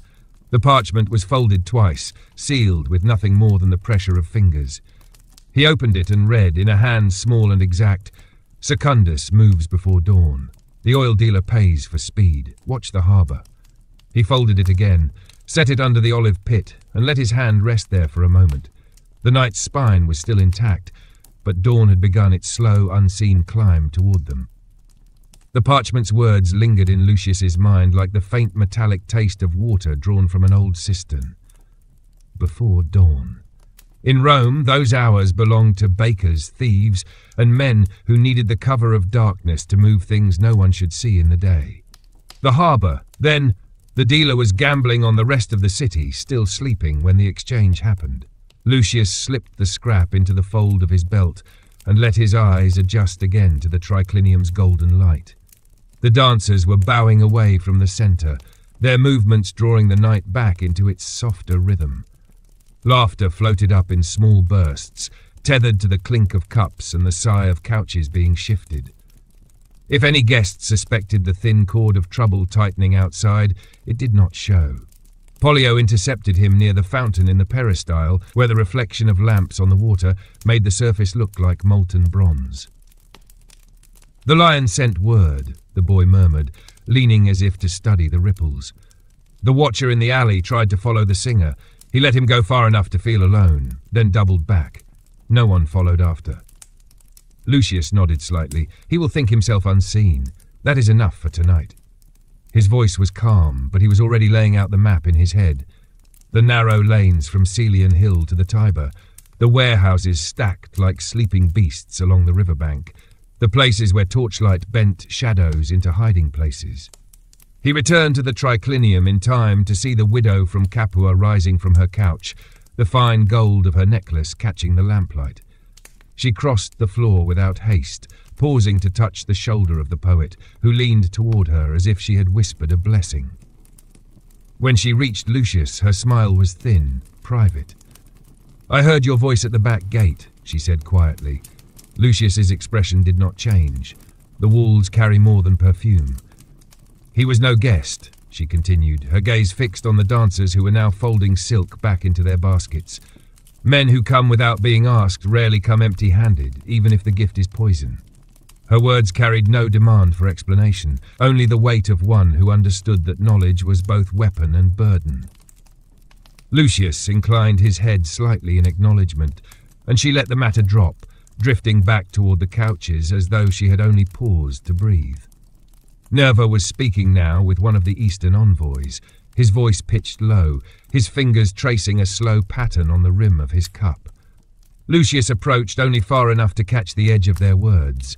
Trade in dyed wools, a mention of tariffs in Antioch, a subtle weaving of personal favour into civic agreement. The envoy's smile was polite but not yielding. This was not a bargain that would be sealed over veal and wine. It would require the senator's patience, perhaps even another evening such as this. The resin's fragrance had reached its most potent hour, filling the air without overwhelming it. Lucius felt the night's architecture holding steady, each element supporting the others, the softened guests, the rhythm of service, the balanced play between conversation and spectacle. It was the kind of stability that could be left for a short while without collapse. He crossed the peristyle again, past the empty plate and the olive pit, toward the small side passage that led to the servants' quarters. There the pale-haired boy was waiting, alert but not tense. "You'll need runners," Lucius said. "One to the lion, one to the porter. The lion is to meet me at the foot of the hill before the third watch. The porter will have a cart ready, no livery, no markings." The boy's nod was sharp, his feet already moving before Lucius had finished speaking. Back in the triclinium, the courtesans had taken their places among the guests again, weaving conversation that glimmered and vanished like foam on the river. A platter of figs was making its way down the low tables, and the poet had begun another story, something about a king who disguised himself as a servant to overhear what was said of him in his own court. The soldier with the scar was listening closely, his elbow on the table, his fingers loosely curled. Lucius felt the moment settle. The night could hold itself for a little while now. He moved to Nerva's couch, lowering his voice so only the senator would hear. "I will step out for a short time. The rhythm will not falter." Nerva's gaze slid toward him, weighing. "And when you return?" "The harbour will have one less shadow in it," Lucius replied. The senator said nothing more, but his eyes followed Lucius to the door. Outside, the city's night air was heavier, the mist from the Tiber creeping further uphill. Lucius wrapped his toga tighter as he descended the slope, the lamps thinning until the streets were lit only by the occasional glow from a tavern or the warm spill of light from a baker's open doorway. In the distance, the faint clink of chains and the slap of water against hulls marked the harbour's location, hidden for now by the last folds of the city's hills. At the foot of the hill, the lion was waiting, his silhouette broad and immovable against the fog. Beside him stood the cart, unremarkable, the kind used to carry sacks of grain or bundles of firewood. Lucius took the reins without a word, the lion falling into step beside him. The road to the Tiber was empty, but for the rustle of rats in the gutters and the far-off cry of a night watchman calling the hour. The river smell thickened as they neared, tar, wet rope, and the sweet sour scent of spilled wine. They stopped in the shadow of a warehouse, the cart hidden between its wall and a stack of empty amphora. Lucius could hear voices ahead, low but urgent. He moved forward until he could see the glow of 2 torches by the water's edge. There, under the skeletal arms of the cranes, 3 men stood over a small chest. Cedar again, but not his. One of them was Secundus. The rival's game was not finished. The mist lay thick enough along the riverbank to blur outlines into suggestion. The torches cast their own islands of clarity, warm, shifting circles in which Secundus's figure moved like a cat uncertain of its ground. He was leaner than Lucius had expected, his shoulders narrow beneath a travel-stained cloak, his hands restless on the latch of the cedar chest. The 2 men with him were heavier, the sort who had learned violence through labour rather than training. One kept glancing toward the dark water, the other toward the street behind them. Lucius crouched in the lee of the amphora stack, the lion beside him, both wrapped in the breathing quiet that came before a move. The voices ahead drifted closer in the fog, sentences catching and breaking like twigs. "Said before dawn. Not after. The dealer doesn't wait for day." "That's his name on the wax, not mine," Secundus replied. His voice had a thinness to it, as if it had learned to slide through narrow spaces. "If the load shifts hands before the sun, my coin doubles." "And if the man from the hill comes?" the heavier one asked, his head turning toward the shadows without quite fixing on them. Secundus's answer was a shrug Lucius could hear even without seeing. "Then the dealer will have a story to tell the Senate, and the Senate loves a story more than a quarrel." Lucius let his fingers rest briefly on the lion's forearm, a small weight of decision. They could strike now, end the exchange, and risk drawing the attention of the night watch, or they could let the delivery complete, follow the chest to the dealer's own door, and mark him in a way that could not be denied when Nerva wished to act. He chose patience. They trailed the men from a distance as Secundus and his companions moved along the quay, their torches bobbing in the mist. Barges loomed and vanished, their hulls groaning against the piers, ropes creaking as they strained. The harbour was alive in its own quiet way, the soft slap of water on wood, the murmur of sailors huddled in cloaks, the occasional hollow ring of a mallet. At the far end of the quay, a covered wagon waited in the shadow of a granary. A 4th man stood beside it, his posture telling Lucius everything. This was no labourer, but a servant accustomed to doorways, to waiting on command. His tunic was cleaner, his hair oiled. The hand resting on the wagon's side was ringless, but the nails were trimmed with care. Secundus gestured toward him. "For the dealer," he said.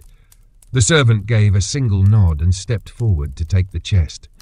His eyes swept the mist once, too quickly, too sure of what he expected to see, and then he climbed into the wagon's rear, pulling the cedar box after him. The driver flicked the reins and the cart began its slow roll toward the Aventine, wheels muffled by the damp. Lucius let the first distance open before signalling the Lion. They followed without sound, keeping to the edges where fog curled thickest.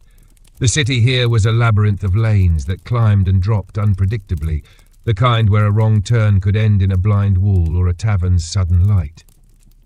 The wagon climbed steadily, passing under the shadow of the old Servian wall and into the quieter streets where the houses of merchants pressed close behind their gates. At last it stopped before a tall, narrow domus whose upper windows glowed faintly. The gate opened without knock or call, and the wagon slipped inside like a fish into a dark pool. Lucius caught the scent before the gate closed. Pressed olives, the heavy sweetness of cheap oil in quantity, and beneath it a faint bitterness. Resin again, though not the fine Phoenician blend. The rival was here. They did not linger at the wall. Instead, Lucius led the Lion down a side street, turning twice before stopping beneath a leaning fig tree whose branches arched over a stretch of blank plaster. "Count the windows on the rear," he said. "Mark which hold light. Then return to the house before the fourth watch. I want no eyes missing me when the cups are filled again." The Lion's teeth flashed briefly in the dark, not in humour but in assent, and then he was gone, a bulk swallowed by mist. Lucius took a slower path back toward the Caelian, letting his mind weigh the strands. The dealer's arrogance was clear, sending his men to the harbour on the very night he had already failed to spoil. Secundus's role was bolder than expected. He was no mere courier, but a man willing to stand in sight of the goods and speak their price aloud. And then there was the stranger in blue silk, who had known this would happen before it did. When he reached Nerva's gate again, the triclinium was still warm with voices, the lyre now playing a melody so soft it could almost have been the heartbeat of the room. Pollio met him with a cup and a question in his eyes.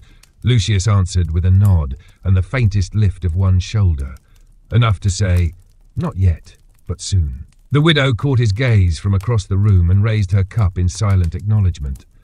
The poet was speaking again, his words slow, almost hesitant, as though tasting them against the resin-thick air.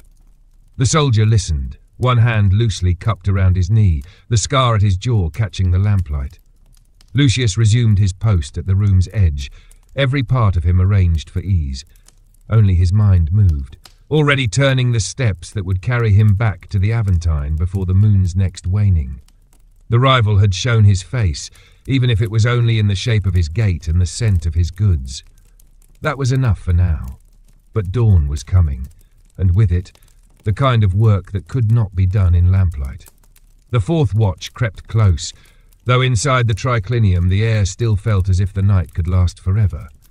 The resin was at its most delicate now, less insistent, more like a remembered warmth in the lungs. Lucius stood near the edge of the room, every gesture calculated to let the guests believe the evening was tending itself. Nerva was still deep in talk with the Eastern envoy, and the laughter that drifted up from the couches had softened into something slower, more private. It was then that the Lion returned. No one noticed him enter. He crossed the peristyle, as though the shadows themselves made room for him. He did not approach at once, but stood beside one of the columns until Lucius drifted that way, lifting a cup as if to watch the play of lamplight in the wine. "Rear windows," the Lion murmured. "Four lit, two dark. The lit ones high, facing the alley that smells of olives. There's a narrow door near the corner, barred from inside, but the wood is fresh. No guard after the wagon rolled in." Lucius considered that. Fresh wood meant recent work, and recent work meant the dealer expected to be using it again. A door like that could serve as an escape or an entrance for goods not meant to see the main street. Either way, it was the kind of detail worth remembering. "Good," Lucius said quietly. "We'll not touch it tonight. But we'll walk that alley again when no one's expecting us." The Lion's eyes flicked toward the triclinium. "You'll finish here?" "I'll finish," Lucius replied. The Lion melted back toward the service passage, vanishing into the machinery of the house. Lucius returned to the senator's couch, bending slightly to catch Nerva's attention without intruding on his talk. "The harbour's shadow is traced," he murmured. "Its source sleeps behind a fresh door on the Aventine." Nerva's gaze sharpened for a heartbeat. "And Secundus?"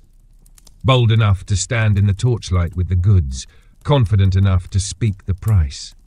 The senator's mouth curved faintly, though the expression did not reach his eyes. Confidence is a fabric that wears thin when it's pulled too often. Lucius inclined his head and stepped back.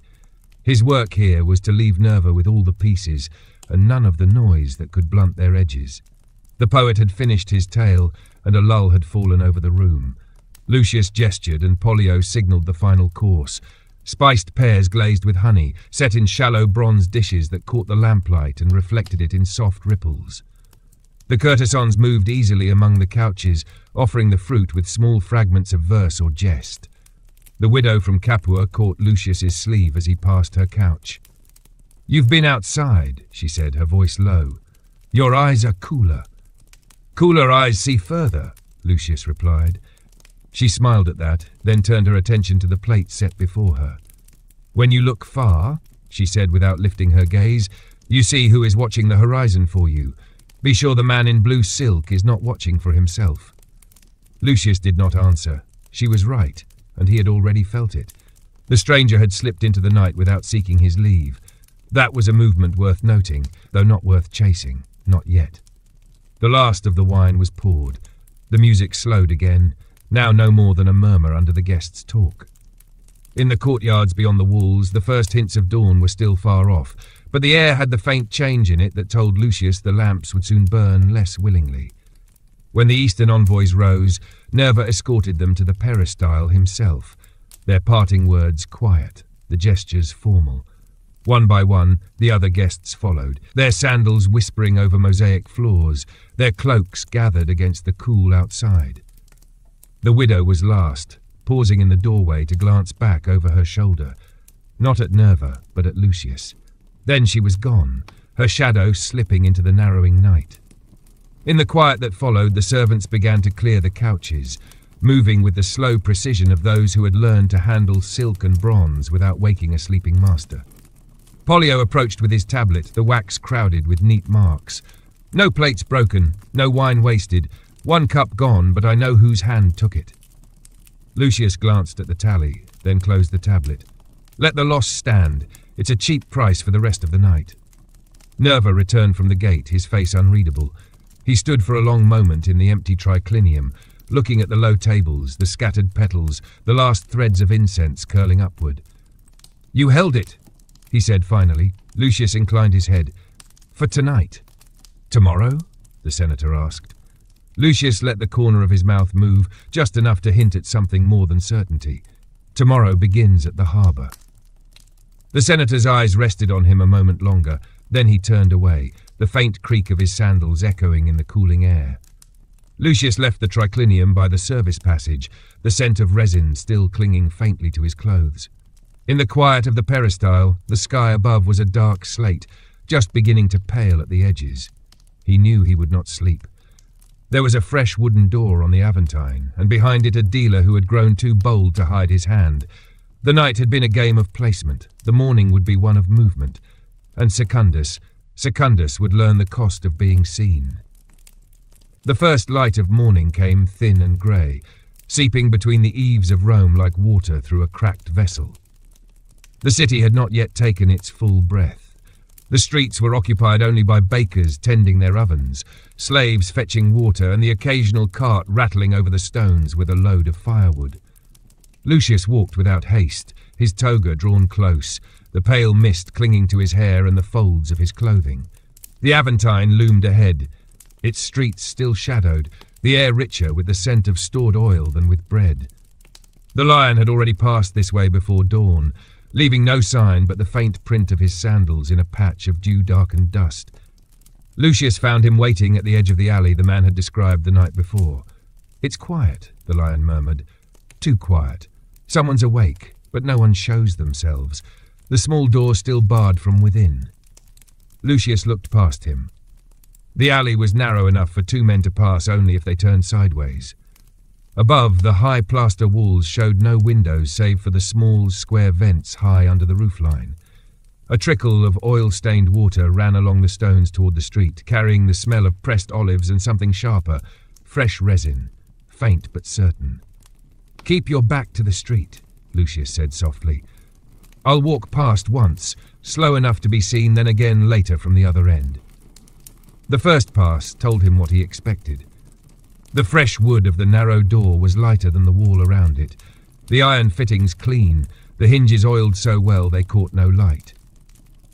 It was a servant's entrance, but one used for more than kitchen scraps. The marks on the stones showed the repeated passage of small carts, the kind meant to carry amphorae or chests without being noticed from the main road. On his second pass, he caught the faintest stir in the air from behind the wall, the movement of someone standing too close to the door, perhaps listening. He did not pause, but let his gaze flick only once to the shadow of a roof beam above, a watch post, just enough for one man to look down unseen.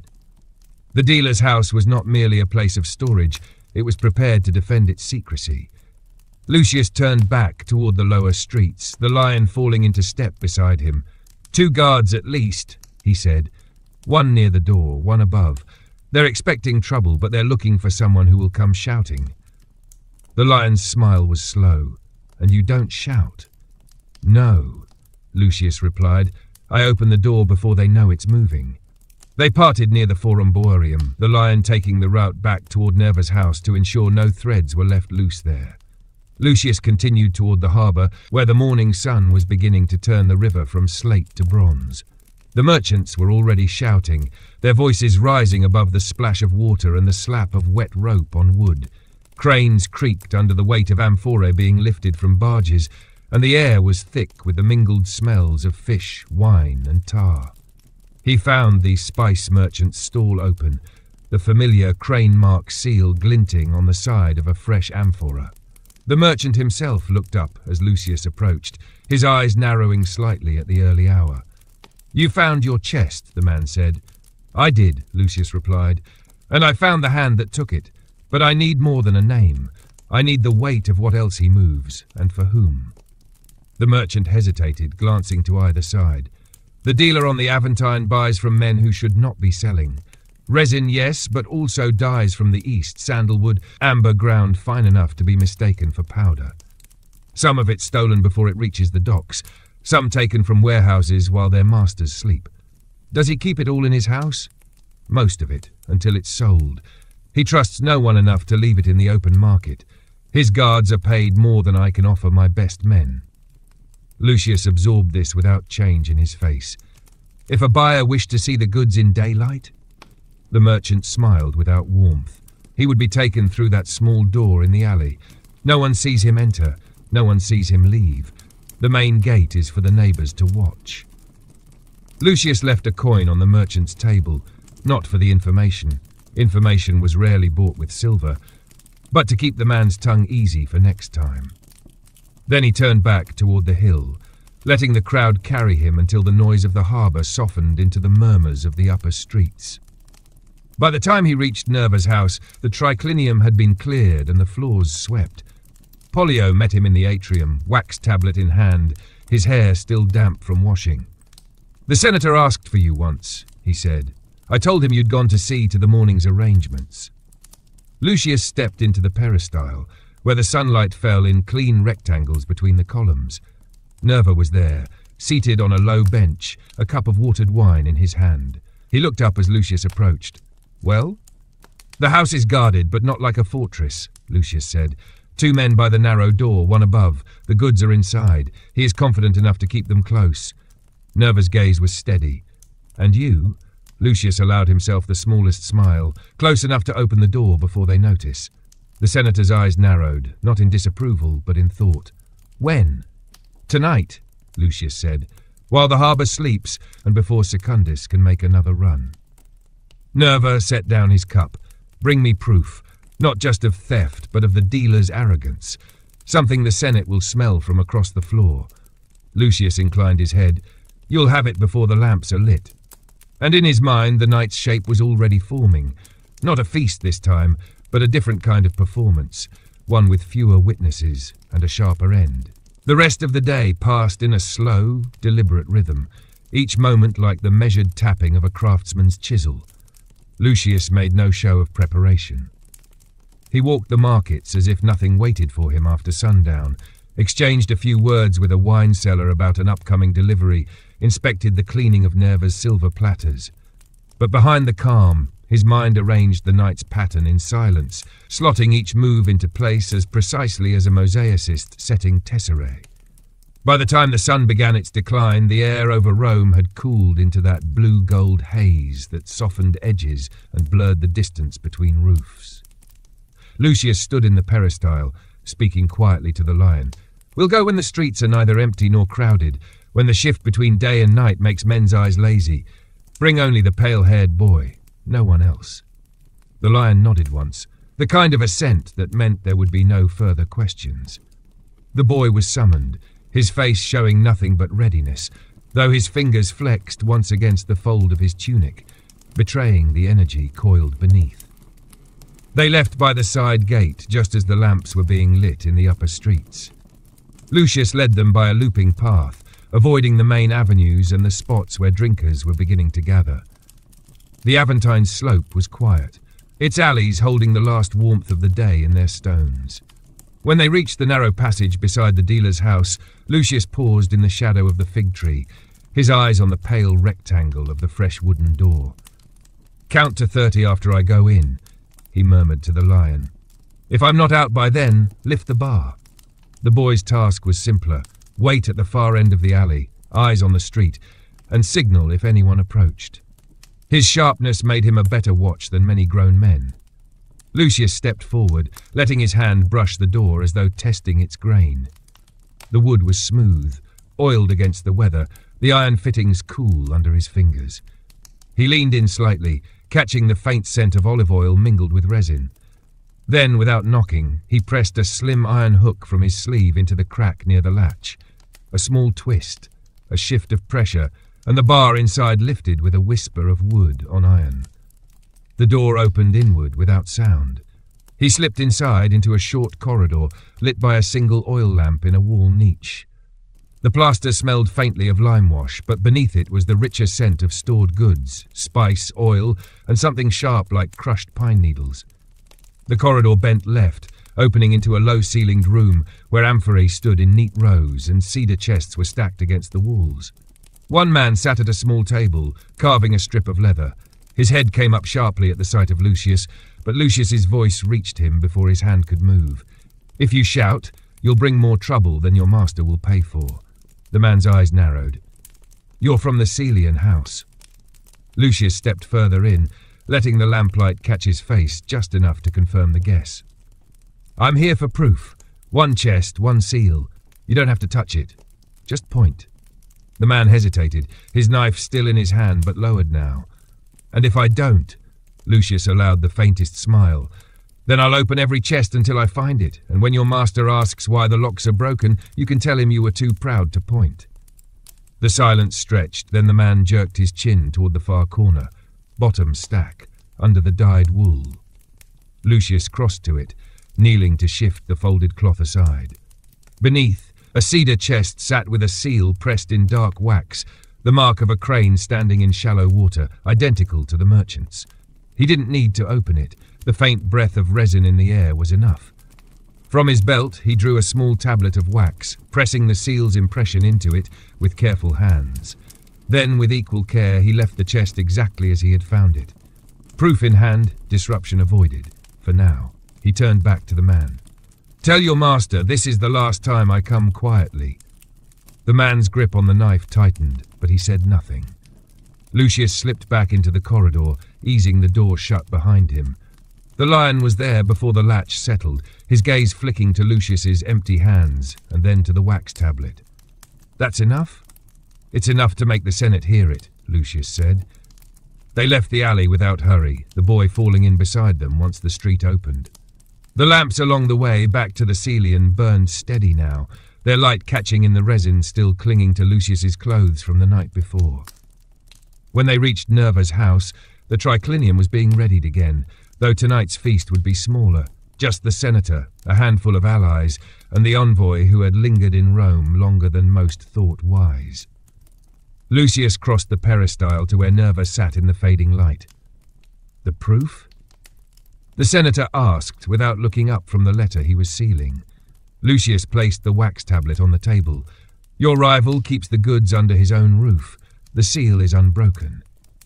Nerva studied the impression, the thin line of his mouth sharpening. Good.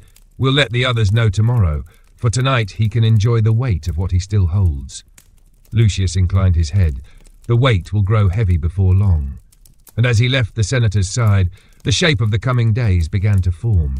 Days when the Aventine would no longer be so quiet, and the man behind that fresh wooden door would learn what it meant to be stripped of both goods and certainty. Evening settled over Rome like a slow tide, filling the alleys and courtyards with a deepening gold before letting the blue of night seep in. The smaller feast in Nerva's triclinium had a different weight than the night before. Less a theatre of abundance, more a private council dressed in the ease of shared wine. The couches were arranged closer, the lamps trimmed lower, so that faces were caught half in light, half in the soft shadow of intent. Lucius stood near the doorway, measuring the current before he stepped into it. The envoy from the east was already speaking in his precise Latin, one long finger tracing a map of imagined trade routes on the table's edge. Two of Nerva's allies leaned forward, their expressions caught between calculation and appetite. The senator himself sat back, cup in hand, watching the envoy's mouth rather than the lines his finger drew. Lucius had set the air carefully, just enough resin to anchor the senses, mixed with the lighter perfume of crushed citrus peel. The food was spare tonight, roasted quail in small portions, bread warm from the oven, olives touched with thyme. This was a night for clear minds, not heavy indulgence. Pollio moved between the couches with a quiet precision, pouring water and wine in equal measure, ensuring that the conversation never broke for want of either. He caught Lucius's glance once and shifted his course, making a slow circuit that placed him behind the envoy's left shoulder, where he could catch every word without appearing to listen. Lucius crossed to Nerva's side only when there was a lull in the envoy's description of grain prices in Alexandria. The proof rests in your study, he said softly, his voice meant for Nerva's ear alone. When you choose to speak it, the Senate will not doubt the seal. Nerva's eyes flicked toward him briefly. And the dealer? Still confident, still careless enough to sleep with the goods beneath his roof, but the quiet there feels brittle. He will be watching for a move. The senator nodded once, then let the envoy's voice pull him back into the larger conversation. Lucius retreated a few steps, keeping himself in the shadow between two lamps. From here he could see the envoy's hands, the twitch of a ring on his finger each time he turned the discussion toward routes that skirted the traditional Roman controls. The lion appeared briefly in the peristyle, framed by the night beyond.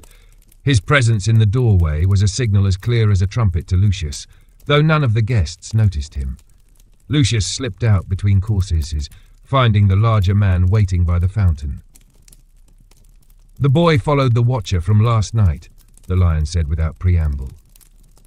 He went not to the dealer's house but to a wine shop on the edge of the Aventine. Upstairs 3 men, none of them local. They spoke Greek, but not like the envoy. Rougher, island-born maybe. Lucius's thoughts moved like water finding a deeper channel. Mercenaries? Or sailors with nothing to sail, the lion said. Their hands are hard from rope, not plough. Men like that sell their loyalty by the tide, Lucius murmured. They could be hired for a night's work without a name ever passing. He considered the shape of it, the dealer guarding his door with men loyal enough for the coin in their hands, but ready to disappear the moment the wind shifted. And in the wine shop, a pocket of muscle waiting for orders. Orders from whom? The dealer himself, or someone who wanted the Aventine stirred without his knowing? Keep the boy on them, Lucius said, but not too close. I want to know if they move toward the harbour again, or toward the Celian. The lion nodded and vanished into the night with the same ease he had entered it.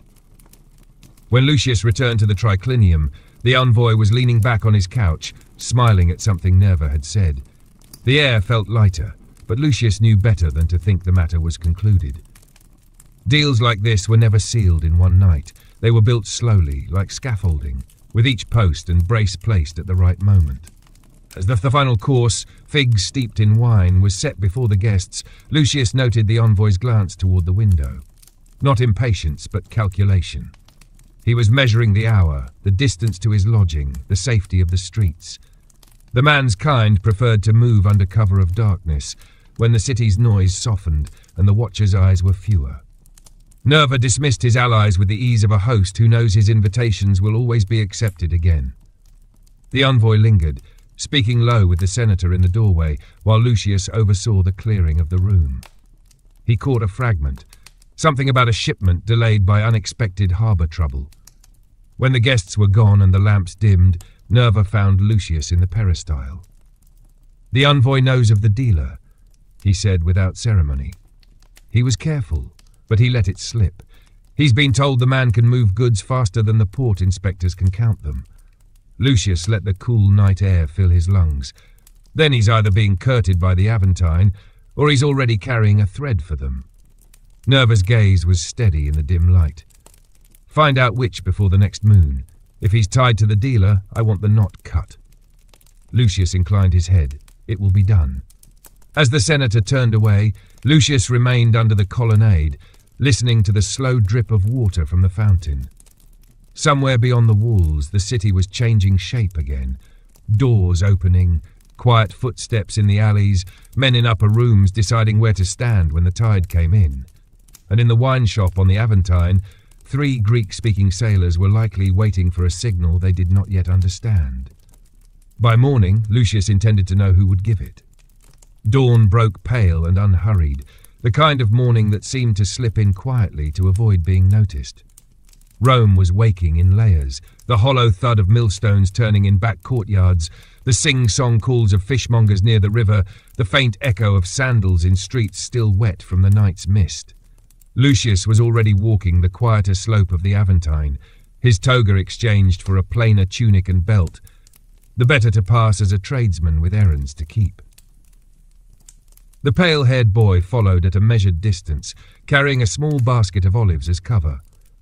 They would look like nothing more than a supplier and his apprentice, though each step they took was calculated to keep them within sight of the wine shop the Lion had named the night before. The shop itself was unremarkable, its plaster worn to the colour of dust, its sign faded to a ghost of painted grapes. The smell drifting from its open doorway was not the sweet tang of fresh wine, but the flatter scent of something stored too long in the cask. 2 benches stood outside, one occupied by a man with the broad hands and knotted wrists of a sailor, his head bent as though dozing.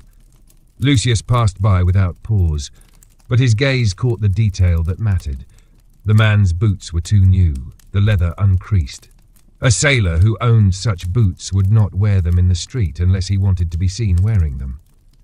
They continued down the street, then looped back along a parallel lane that allowed Lucius to approach the rear of the shop. Here the plaster was cleaner, the door narrower, and the smell of stale wine sharper. The boy halted when Lucius raised a hand. A shadow had crossed the gap between the rear door and a covered stair that led upward, light enough to be a servant, heavy enough to suggest a man used to carrying more than trays. From the upper floor came the muffled scrape of chairs on wood, then a short burst of Greek. Not the flowing cadences of a merchant from Rhodes, but the clipped consonants of island men, Crete, perhaps, or the Cyclades. Lucius did not linger to hear more. The sound of a jug being set down too firmly told him enough. These were men at ease in their temporary den, waiting for orders. He stepped back into the side street and rejoined the boy, taking the basket from his hands. "We'll return tonight. Same route, but with the Lion." By midday, the city's noise was in full tide. Lucius returned to Nerva's house by way of the Subura, where he paused to speak with a dyer's assistant about the Aventine dealer. The assistant was young, his hands stained with indigo, his eyes quick. "The man pays well," he said, "but never in coin that's easy to spend, always foreign silver or trade in goods. Men who take his pay tend to keep moving, north to Cisalpine, east to the coast, before anyone can ask where they've been." Lucius thanked him with a coin and a nod, then climbed back toward the Celian, the basket of olives now serving as payment for the kitchen's midday preparations. Pollio met him at the service gate, his wax tablet already in hand. "A message from the Lion," he said. "He's found where the wine shop sailors take their meals, at a stall by the Tiber where the fishermen gut their catch." Lucius studied the tablet, the faint marks of Pollio's precise script. Good. That means they're not being kept under lock. Men who wander can be followed, and men who eat in the open can be overheard. The rest of the afternoon was spent in the quiet duties of the house, approving the arrangement of lamps for a small supper, Nerva intended for 2 visiting magistrates, confirming the delivery of a new amphora of Syrian dates, ensuring that the courtyard's fountain was cleared of the fallen petals from the previous night. These tasks were as much a mask as they were a necessity. Anyone watching would see only a steward tending to his master's affairs, not a man mapping his next steps toward an enemy's door. As the light began to fade, Lucius found the Lion waiting in the peristyle, a cloak draped over one arm. "The sailors are restless," the Lion said. "They left the shop in pairs today. 2 went toward the market, 1 toward the baths. They don't return together." Lucius considered this. That means they're carrying messages or coin. If the dealer's moving goods soon, he's laying his lines before dark. The pale-haired boy joined them then, slipping in from the service passage with a small loaf of bread in his hands, its crust still warm. He broke it in half without being asked, offering 1 piece to Lucius and the other to the Lion. "The man with the new boots," the boy said between bites. "He's the one who speaks the least. When the others talk, he listens. When they laugh, he doesn't." Lucius smiled faintly. "The quiet ones often carry the heaviest weight. We'll keep our eyes on him tonight." When the city lamps were being lit and the streets took on that peculiar in-between light, neither fully day nor entirely night, they left the Celian again. Their path was the same as that morning, but slower, each turn taken as though without purpose. The wine shop's doorway spilled the smell of oil lamps and heated wine into the street. The man with the new boots was gone from his bench. From above came a single muffled thud, then silence. Lucius tilted his head slightly toward the Lion. "Not yet," he said. "Let them think the night is theirs." And so they waited, folded into the street's shadows, listening to the low murmur of voices above and to the faint, rhythmic creak of leather as someone shifted the weight of a blade inside its sheath. The dealer's game was tightening, and Lucius meant to be holding the cord when it finally pulled taut. The street outside the wine shop was narrow enough that the lamplight from a single iron bracket spilled across both walls. The air had cooled, and with it came the faint smell of river water drifting up from the Tiber. Somewhere far off, a cartwheel struck a loose cobble and rattled until the sound faded into the city's hum. Lucius leaned against the shadowed wall opposite the shop, his cloak drawn close, his posture unremarkable. One more man idling in a quiet street. The Lion stood a short way down, where the alley bent toward the market, his bulk half hidden by the lean of an overhanging balcony. The pale-haired boy kept to the other end, where he could watch anyone approaching from the baths. From the upper floor of the shop came a muffled exchange of voices, then a pause. The scrape of wood on wood followed, the sound of a bench being shifted, perhaps to make space. Lucius caught a single word in Greek, short and sharp, and the faint clink of metal. The kind of sound a blade makes when it's moved but not drawn. Minutes stretched. The voices above quieted, replaced by the creak of footsteps on the narrow stair. The first to appear in the doorway was not the man with the new boots, but another, broad-shouldered, his tunic loose, a wine jug swinging from one hand. He crossed to the bench, set the jug down, and looked both ways along the street with the quick, shallow glance of someone checking for interruption rather than danger. Behind him came 2 more men. One wore his cloak pinned high, hiding the right arm, but the movement of the fabric betrayed a short sword strapped close to his ribs. The other was leaner, his hair tied back with a strip of leather, a knife hilt just visible at his belt. The man with the new boots emerged last. He carried nothing in his hands, but his eyes moved differently from the others. Slower, measuring the shadows as if expecting them to speak back. Lucius watched the moment those eyes passed over him and did not stop. The man saw, marked, and moved on without showing it. That was the measure of him, No startle, no lingering, but no ignorance either. The group moved down the street in loose formation, the broad-shouldered man in front, the quiet one behind. Lucius let them pass, then caught the lion's eye. The larger man fell in behind at a distance, the pale-haired boy slipping from his post to join Lucius. They followed without hurry, letting the men's own noise, boots on stone, low talk, cover the faint scuff of their own steps. The path wound away from the market and toward the lower quays, where the lamps grew fewer and the smell of the river thickened. At a junction where 3 narrow streets met, the group split. The broad-shouldered man and the one with the pinned cloak took the left, toward the fish stalls now shuttered for the night. The lean man turned right, vanishing into the shadowed arch of a warehouse entrance. The man with the new boots kept straight on, toward the quay itself. Lucius touched the boy's arm. "Take the left. Keep far enough to see where they go. The lion stays with the quiet one." The boy nodded once, melting into the side street after the first pair. Lucius followed the lion toward the quay, their pace unchanging, their attention fixed on the receding figure ahead. The man with the new boots reached the edge of the water, where barges rocked gently against the piers. A single torch burned there, casting its light over a figure waiting beside a low cart. Even at a distance, Lucius recognized the cut of the man's cloak, the dealer's servant, the same one who had taken the cedar chest from Secundus days before. A short exchange passed between them, too soft to catch at this distance. Then the servant handed over a small, wrapped bundle. The man with the new boots did not open it. He turned, retraced his steps past the torchlight and began heading back into the warren of streets that climbed the Aventine's flank. Lucius and the lion stepped back into a recessed doorway, letting him pass within arm's reach. The man's eyes did not turn, but Lucius caught the shift in his breathing, the faint tightening of his jaw. He knew he was being watched, and he accepted it as part of the night's wait. When the street bent toward the wine shop again, the lion murmured, "We could take him now." Lucius shook his head. "We're not here for him. We're here for the line between him and the man behind that fresh wooden door. Cut it too soon, and we lose the hand that ties the knot." They rejoined the pale-haired boy 2 streets later. He had followed the first pair to a stable-yard behind a shuttered tavern. They met a man there, the boy said, tall, with a scar on his scalp. He gave them a purse. Then they went inside. Lucius stored the detail. A purse given before work was finished meant one of 2 things: absolute trust, or a plan simple enough to carry no risk of betrayal. Both pointed to a job already set in motion. Back at the Celian, the lamps in Nerva's study still burned. The senator looked up as Lucius entered, his expression neutral, but his eyes alert.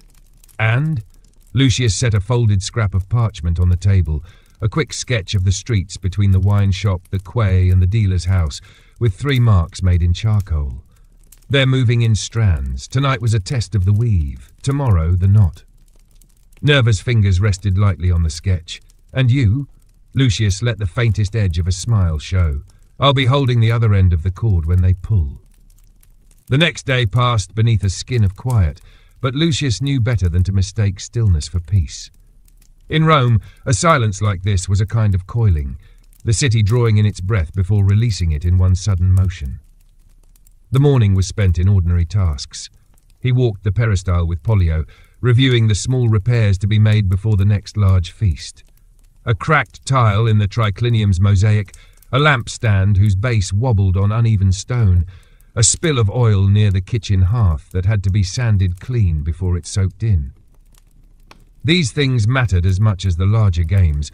A house that creaked in small ways would never stand straight under greater weight. But his attention was elsewhere.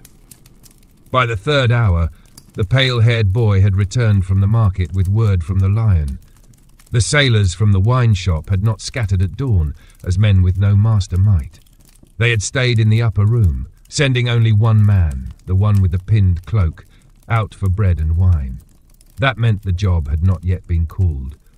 At midday, Lucius allowed himself to walk the Subura openly, taking a cup of watered wine in the shade of a vendor's awning. From here he could watch the ebb and flow of the streets without appearing to watch at all. Twice, he caught sight of men he recognized from the quay, faces that now moved in different clothing, cleaner tunics, hair freshly combed. It was a signal to those who knew how to read it. They were preparing to be seen in the places that mattered. By the time the sun began its slow descent, he was back at Nerva's house. The senator was in the study, bent over a wax tablet, but looked up when Lucius entered. "They're waiting for night," Lucius said without preamble. Nerva's stylus paused above the wax. "And you?" "I'll be in the alley before they are. If they mean to carry anything through that fresh wooden door, I'll see it." The senator regarded him for a moment. "Bring me the dealer's name in their mouths, not yours. Let them tell me who they serve." Lucius inclined his head. "It will be done." When the lamps were being lit in the streets, he left by the side gate with the lion and the pale-haired boy. The route was the same as before, but their pace was slower. Each corner approached with the caution of men who wanted to be present without arriving too soon. The Aventine was alive in a different way at night, less noisy than the Suburra, but with a hum that came from behind closed shutters, the sound of men and women counting coin or whispering bargains in rooms no wider than a ship's cabin. The wine shop's doorway glowed faintly. Above, the upper room's single window was dark. "They've gone," the boy murmured. "Or they want us to think they have," Lucius replied. "We wait." They kept to the bend in the alley, where the fig tree's branches hung low enough to shadow their faces. Time passed, measured only by the occasional call of a night watchman and the faint shuffle of rats in the gutter. Then, a hinge's sigh. The fresh wooden door at the end of the alley opened just wide enough to admit one man. The quiet one, the man with the new boots, stepped through, his silhouette cutting a clean line against the lamplight inside. Behind him came the broad-shouldered man, his arms straining slightly as he carried a cedar chest no larger than a travelling case. Lucius felt the lion's weight shift beside him, ready to move, but he held his hands still. The chest was unmarked, no crane seal this time, but the smell reached them even across the alley. Resin, sharp and clean, not cheap oil. The broad-shouldered man passed it to someone inside, out of sight. A voice murmured something low and clipped, too soft for the words to carry. Then the door closed again, the bar sliding into place with a sound that seemed louder in the night than it should have been. Lucius exhaled once. "They're not moving it far tonight. That's a transfer for storage, not delivery." The pale-haired boy frowned. "Then why so careful?" "Because whatever's inside that chest," Lucius said, "is worth the risk of bringing it through that door while the streets are still awake." They waited longer, but no one else came or went. When the alley was silent again, Lucius turned away, leading them back through the winding streets toward the Celian. At the house, he found Nerva waiting in the peristyle, the fountain's water catching the lamplight behind him. Lucius gave the report in a few sentences. The senator listened without interruption, then said, "If they keep it in the house, they keep it where it can be reached. Bring me what's inside before the next market day." Lucius nodded once. The game had changed. This was no longer about watching, but about taking. And when that chest left the Aventine house again, it would not return the same way. The following day unfolded under a brittle sort of calm, as if the city were pretending not to notice the small tensions running through its streets. The Aventine, in particular, carried that stillness a seasoned gambler wears before placing his stake. Lucius felt it in the way doors stayed open a moment longer than necessary when strangers passed, and in the way certain windows closed without sound at the sight of a familiar face. He began the morning in Nerva's atrium, quietly directing the placement of a new lampstand. The pale-haired boy arrived mid-task, his sandals marked with damp dust from the lower streets. "They moved nothing through the alley in daylight," the boy reported, "but I saw a pair of mules tied at the market gate near the dealer's house. Not loaded, waiting." Lucius's mind turned that over. Mules at the market gate were not unusual, but idle animals meant one thing, a driver expecting a burden that had not yet arrived. "Keep your eyes there," he told the boy. "If the mules leave, follow. If they load, count the hands." By the third hour, the lion appeared from the Suburra with news of his own. "The sailors have thinned. 2 left the wine shop before dawn with sacks over their shoulders. They did not return. The man with the new boots stayed behind." "That one's the thread," Lucius said. "Pull it wrong and the weave comes apart before we see the pattern." The rest of the day passed with deliberate slowness. He oversaw the delivery of figs to the kitchen, spoke briefly with the steward about the storage of amphora, and ensured that Nerva's study was set with fresh reed pens before the senator's midday correspondence. All of it was routine, exactly what anyone watching would expect him to do. As the sun slid toward its decline, Lucius left the Celian with the lion and the boy, their path winding again toward the Aventine. The air was cooler than the night before, the breeze off the river carrying the scent of wet rope and charred wood from a baker's oven somewhere nearby. They approached the alley cautiously, keeping to the deeper shadows where the fig tree's branches leaned over the wall. The fresh wooden door was shut, its fittings dark with the gathering night. For a long while, nothing moved. Then from somewhere deeper in the house, the muffled sound of a hinge turning. The door opened wide enough for lamplight to spill into the alley. The man with the new boots stepped out, this time carrying a small clay jar bound in linen. He passed it to another figure, a youth with cropped hair, unfamiliar to Lucius, who tucked it under his arm and slipped away toward the street. "That's not resin," the lion murmured. "No," Lucius said softly. "Too light. But it's part of the same game." They waited, and the door opened again. The broad-shouldered man emerged, bearing a cedar chest. Not the same as before, but similar, smaller, its lid bound with a strip of leather. He set it down just inside the door, then crouched to adjust the strap as though preparing it for travel. Lucius glanced at the lion. "If it leaves, we follow. If it stays, we learn where it sleeps." The broad-shouldered man lifted the chest and disappeared back inside. The door shut. Minutes passed. The street beyond the alley remained quiet. The youth with the clay jar did not return. Lucius exhaled slowly. "They're moving the small pieces first. The larger ones will follow." The boy shifted beside him. "Then tonight's not the night?" "Not yet," Lucius said, "but we're close enough to hear the hinge turn. When the chest we want moves, it will be under the same light and through the same door." They withdrew from the alley, melting into the Aventine's quieter lanes. As they crossed the rise toward the river, Lucius thought of the man with the new boots, how he carried no weapon in hand, yet every step of his seemed to choose its ground. If the dealer trusted anyone to move the chest they sought, it would be him. Back at Nerva's, the senator was seated in the peristyle, speaking with a visitor whose face Lucius did not recognize. Nerva dismissed the man with a few quiet words, then turned to Lucius. "Well?" "They're moving the edges," Lucius said. "The heart is still inside. When it leaves, I'll be there." Nerva's gaze was steady. "Be certain you are. The heart is all I want." Lucius inclined his head. "Then the heart is what you'll have." And as he stepped away into the cool corridors of the house, the plan that had been forming in fragments over nights of watching began to knit itself into something whole. One thread pulled at the right moment, and the dealer's carefully folded game would spill open in the street. The following morning was one of those that seemed to stretch the shadows longer than the streets themselves. The sun slow to climb, the air holding a faint dampness from the night before. Lucius rose before the first calls of the vendors reached the Celian hill, dressing in a plain tunic and fastening a narrow belt with a pouch small enough to vanish in his palm. The pale-haired boy met him in the atrium, already awake and alert, his eyes brighter than the lamplight. "The mules left the market gate just before dawn," he reported. "No load on their backs, but the driver carried a letter sealed in red wax. He took the road toward the harbour." Lucius filed that away. A letter moving before the goods could mean arrangements, storage space, a buyer's confirmation, or a warning that the shipment was delayed. In any case, it was the sort of move made when the pieces were close to touching. He walked the peristyle once, scanning the sky above the open courtyard.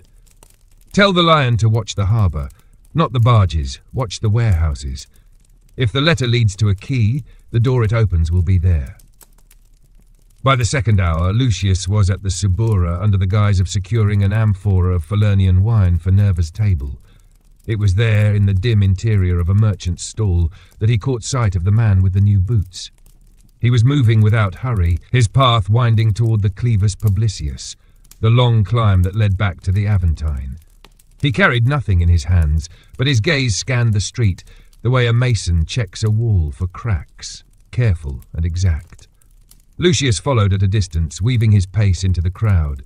The man paused twice, once to watch a cart unloading in front of a dye seller's, and again to exchange a few quiet words with a woman selling bread from a street corner. Her nod was almost imperceptible, but Lucius caught it. That was not idle chatter, it was a signal. The climb to the Aventine was steady, and when the man reached the wine shop, he slipped inside without looking back. Lucius did not follow him in. Instead, he circled the block, approaching from the rear lane. The upper room's single window was open a hand's width, the faint murmur of voices drifting down.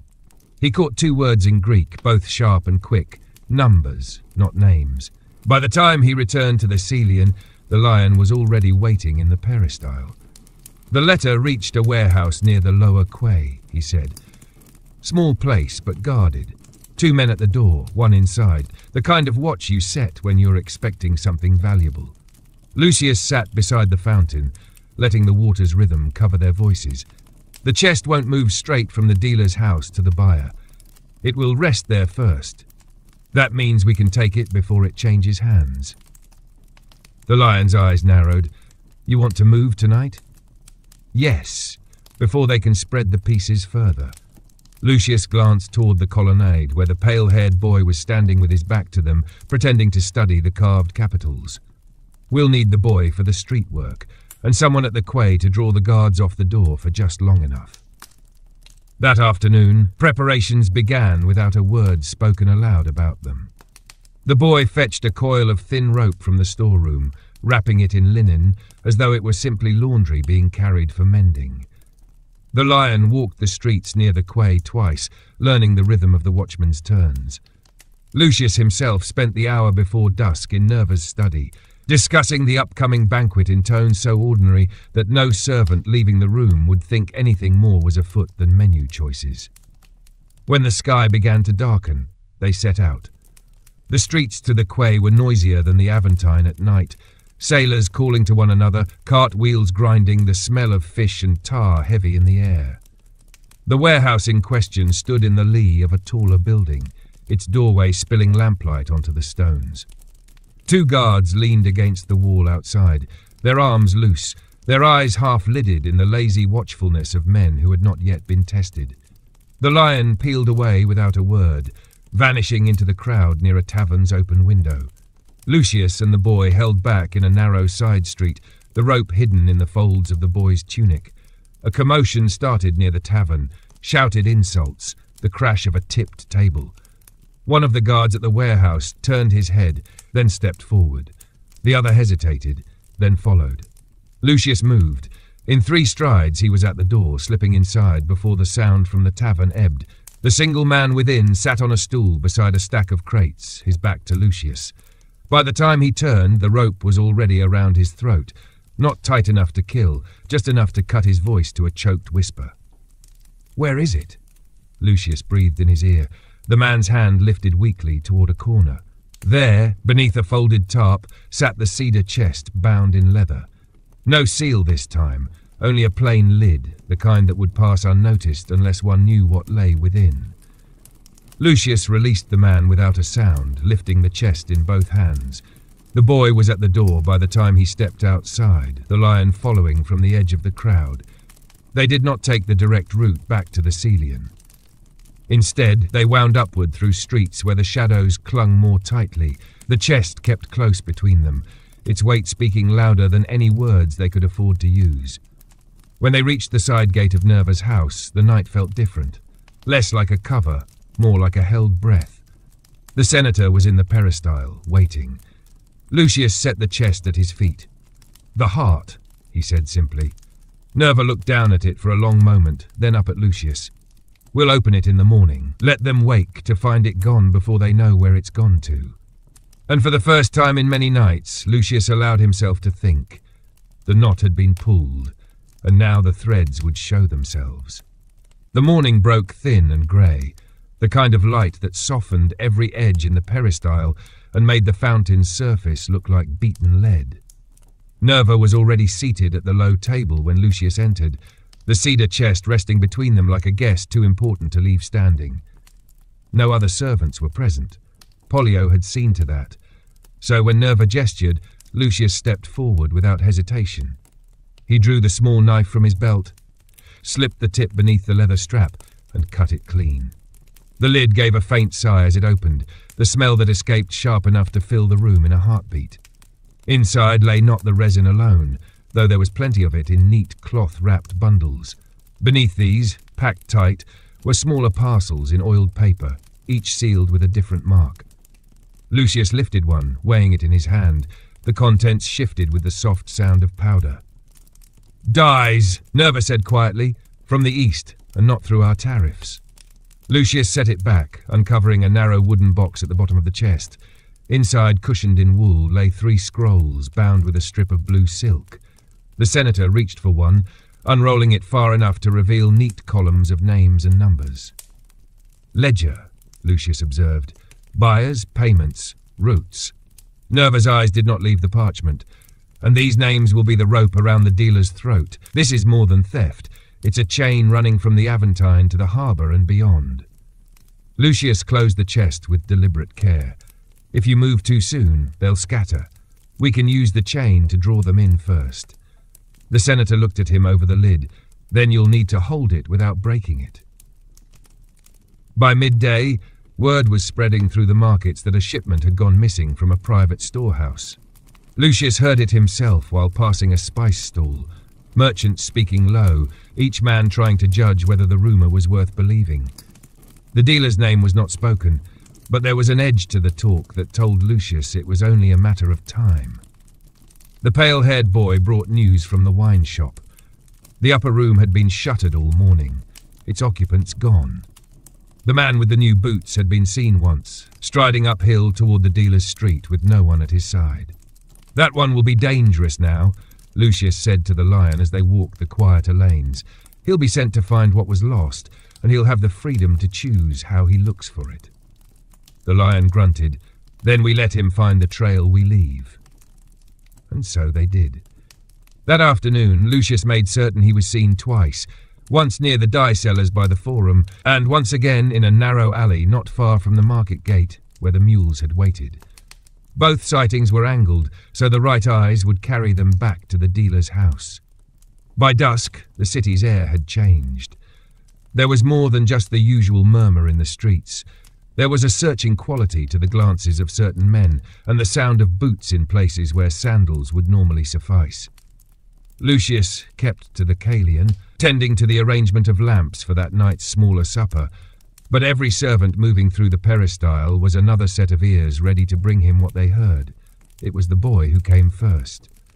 The man with the new boots was in the Sabura at sunset. He spoke to 2 men near the baths, then walked toward the Calian. Lucius nodded slowly. "He's not hunting the chest. He's hunting the hands that carried it." The lion, hearing this, took his place near the side gate while Lucius remained visible in the atrium. If the man came openly, he would be met as a guest. If not, the lion would meet him as something else entirely. The hours stretched. Outside, the night deepened, the sounds of the city softening to a pulse. Then came a light scrape at the gate, soft enough that no one inside would hear it unless they were listening for exactly that. The lion slipped into the shadows, and Lucius stepped into the peristyle's lamplight. The gate opened half a hand's breadth. A shadow moved there, but it did not cross the threshold. Instead, a voice, low, steady, spoke from the dark. "You've taken something that does not belong to you." Lucius did not answer immediately. The silence that followed was not hesitation, but measurement, as if he were weighing the tone, the cadence, the absence of threat in the words. "And yet," he said at last, "you're standing outside my gate instead of inside my house." The shadow shifted, a faint glint of lamplight catching on the smooth leather of a new boot. "Because," the voice said, "I was sent to bring it back, not to burn the house it's in." Lucius stepped closer until the lamplight brushed the edge of the man's face. Calm eyes, no anger there, only intent. "Then," Lucius said softly, "you'll have to tell your master that to claim it. He'll have to walk through this gate himself." The man's eyes did not flicker. "Perhaps he will." And without another word, he turned and vanished into the night, leaving only the faint sound of his boots on the stones, a sound Lucius knew he would be hearing again, and soon. The night after the man with the new boots came to the gate, the Kalian house felt different. Not restless, but sharpened, like a blade that had been honed and now lay quiet in its sheath. Lucius moved through the peristyle with the unhurried pace of a steward tending his duties, yet every sound carried weight. The drip of the fountain, the soft padding of Polio's sandals on the marble, the faint rustle of the pale-haired boy slipping along the colonnade. At dawn, Nerva summoned Lucius to the study. The cedar chest still sat in the corner, its leather strap neatly cut, its contents untouched since the morning they had opened it. The scrolls, wrapped again in their blue silk, lay in their wooden box like the heart of a sleeping animal. "He'll come again," Nerva said without preamble. "Yes," Lucius replied, "but not alone. The first visit was to measure our strength. The next will be to test it." The senator's gaze stayed on him. "And if the test breaks us?" Lucius allowed a thin smile. "It won't." The day unfolded under a stretched silence. The Lion took position in the upper street, a casual presence near a bread seller whose stall gave him clear sight of the approach from the Aventine. The pale-haired boy kept to the alleys, eyes on the smaller paths where a messenger or runner might slip through unnoticed. Lucius himself stayed in the open, tending to errands in the forum, letting the right eyes mark his movements. By the 6th hour, word reached him, carried in the boy's careful voice, that the man with the new boots had been seen in the harbour district, speaking with 2 Greek sailors and a cart driver. They stood close together, their hands moving just enough to signal more than their words carried. "They'll come at night," Lucius said, half to himself, "with the streets thin and the lamps low." So the house prepared, not with locked doors and barred gates, but with the small adjustments that made a place both open and defensible. A bench moved here to block a narrow approach. A lamp shifted there to throw its light across the shadows where a man might hide. The servants were not told the reason, but they felt it all the same. Their movements grew quieter, their eyes sharper. When the sun fell, the city exhaled into the cool of evening. Lucius stood by the peristyle's edge, listening to the faint hum of voices beyond the walls. Somewhere in the lower streets a lyre was being played, its notes carrying lightly on the night air. It was almost enough to soften the edge of expectation. Almost. The Lion entered from the side gate just as the first lamps were being lit inside. "4 men left the wine shop," he said. "2 I've seen before. The others are strangers, but they walk like men who've carried weight in the dark." Lucius nodded. "They'll try for the side passage, not the front. The gate is for show." They waited. The moon rose, pale and thin, casting a faint sheen over the tiles of the peristyle roof. The boy returned from his post in the alleys, breath steady despite the quickness of his steps. "They're coming," he said simply. Lucius took his place near the study door, the chest visible behind him. He let the lamps burn low, shadows gathering along the colonnade. The Lion moved into the deeper dark beyond the atrium, where the torchlight did not reach. The boy disappeared entirely, taking the small path that ran along the outer wall. The first sound was soft, the brush of cloth against plaster. Then came the faint click of a lifted latch. The side passage door opened no wider than a hand, just enough for a man's shape to slip through. The man with the new boots stepped inside, his eyes adjusting quickly to the dim. He saw Lucius almost at once. They regarded each other across the few paces of shadow. The air between them weighted with the unspoken truth. Both knew exactly why the other was there. "You could return it now," the man said, voice low, even. Lucius did not move. "You could walk away now." A flicker of something passed over the man's face, not fear, not anger, but a kind of recognition. He stepped forward, but before his second foot touched the stone, the Lion emerged from the dark behind him, one massive hand settling on his shoulder. From the passage came the muffled shuffle of other feet, but the boy's voice cut in sharp from outside. "They've gone." The man with the new boots stood still, his weight balanced, his gaze on Lucius. "Then this isn't finished." "No," Lucius said. "It's only begun." The man stepped back into the passage, the Lion letting him go without force. In another moment, the door shut behind him, the sound of retreating steps fading into the night. Lucius turned to Nerva's study, his eyes on the cedar chest. For now, it was safe. But safety in Rome was only ever a pause, and the next move would come soon, perhaps from the dealer, Perhaps from someone higher in the chain the chest had revealed. Either way, Lucius would be waiting.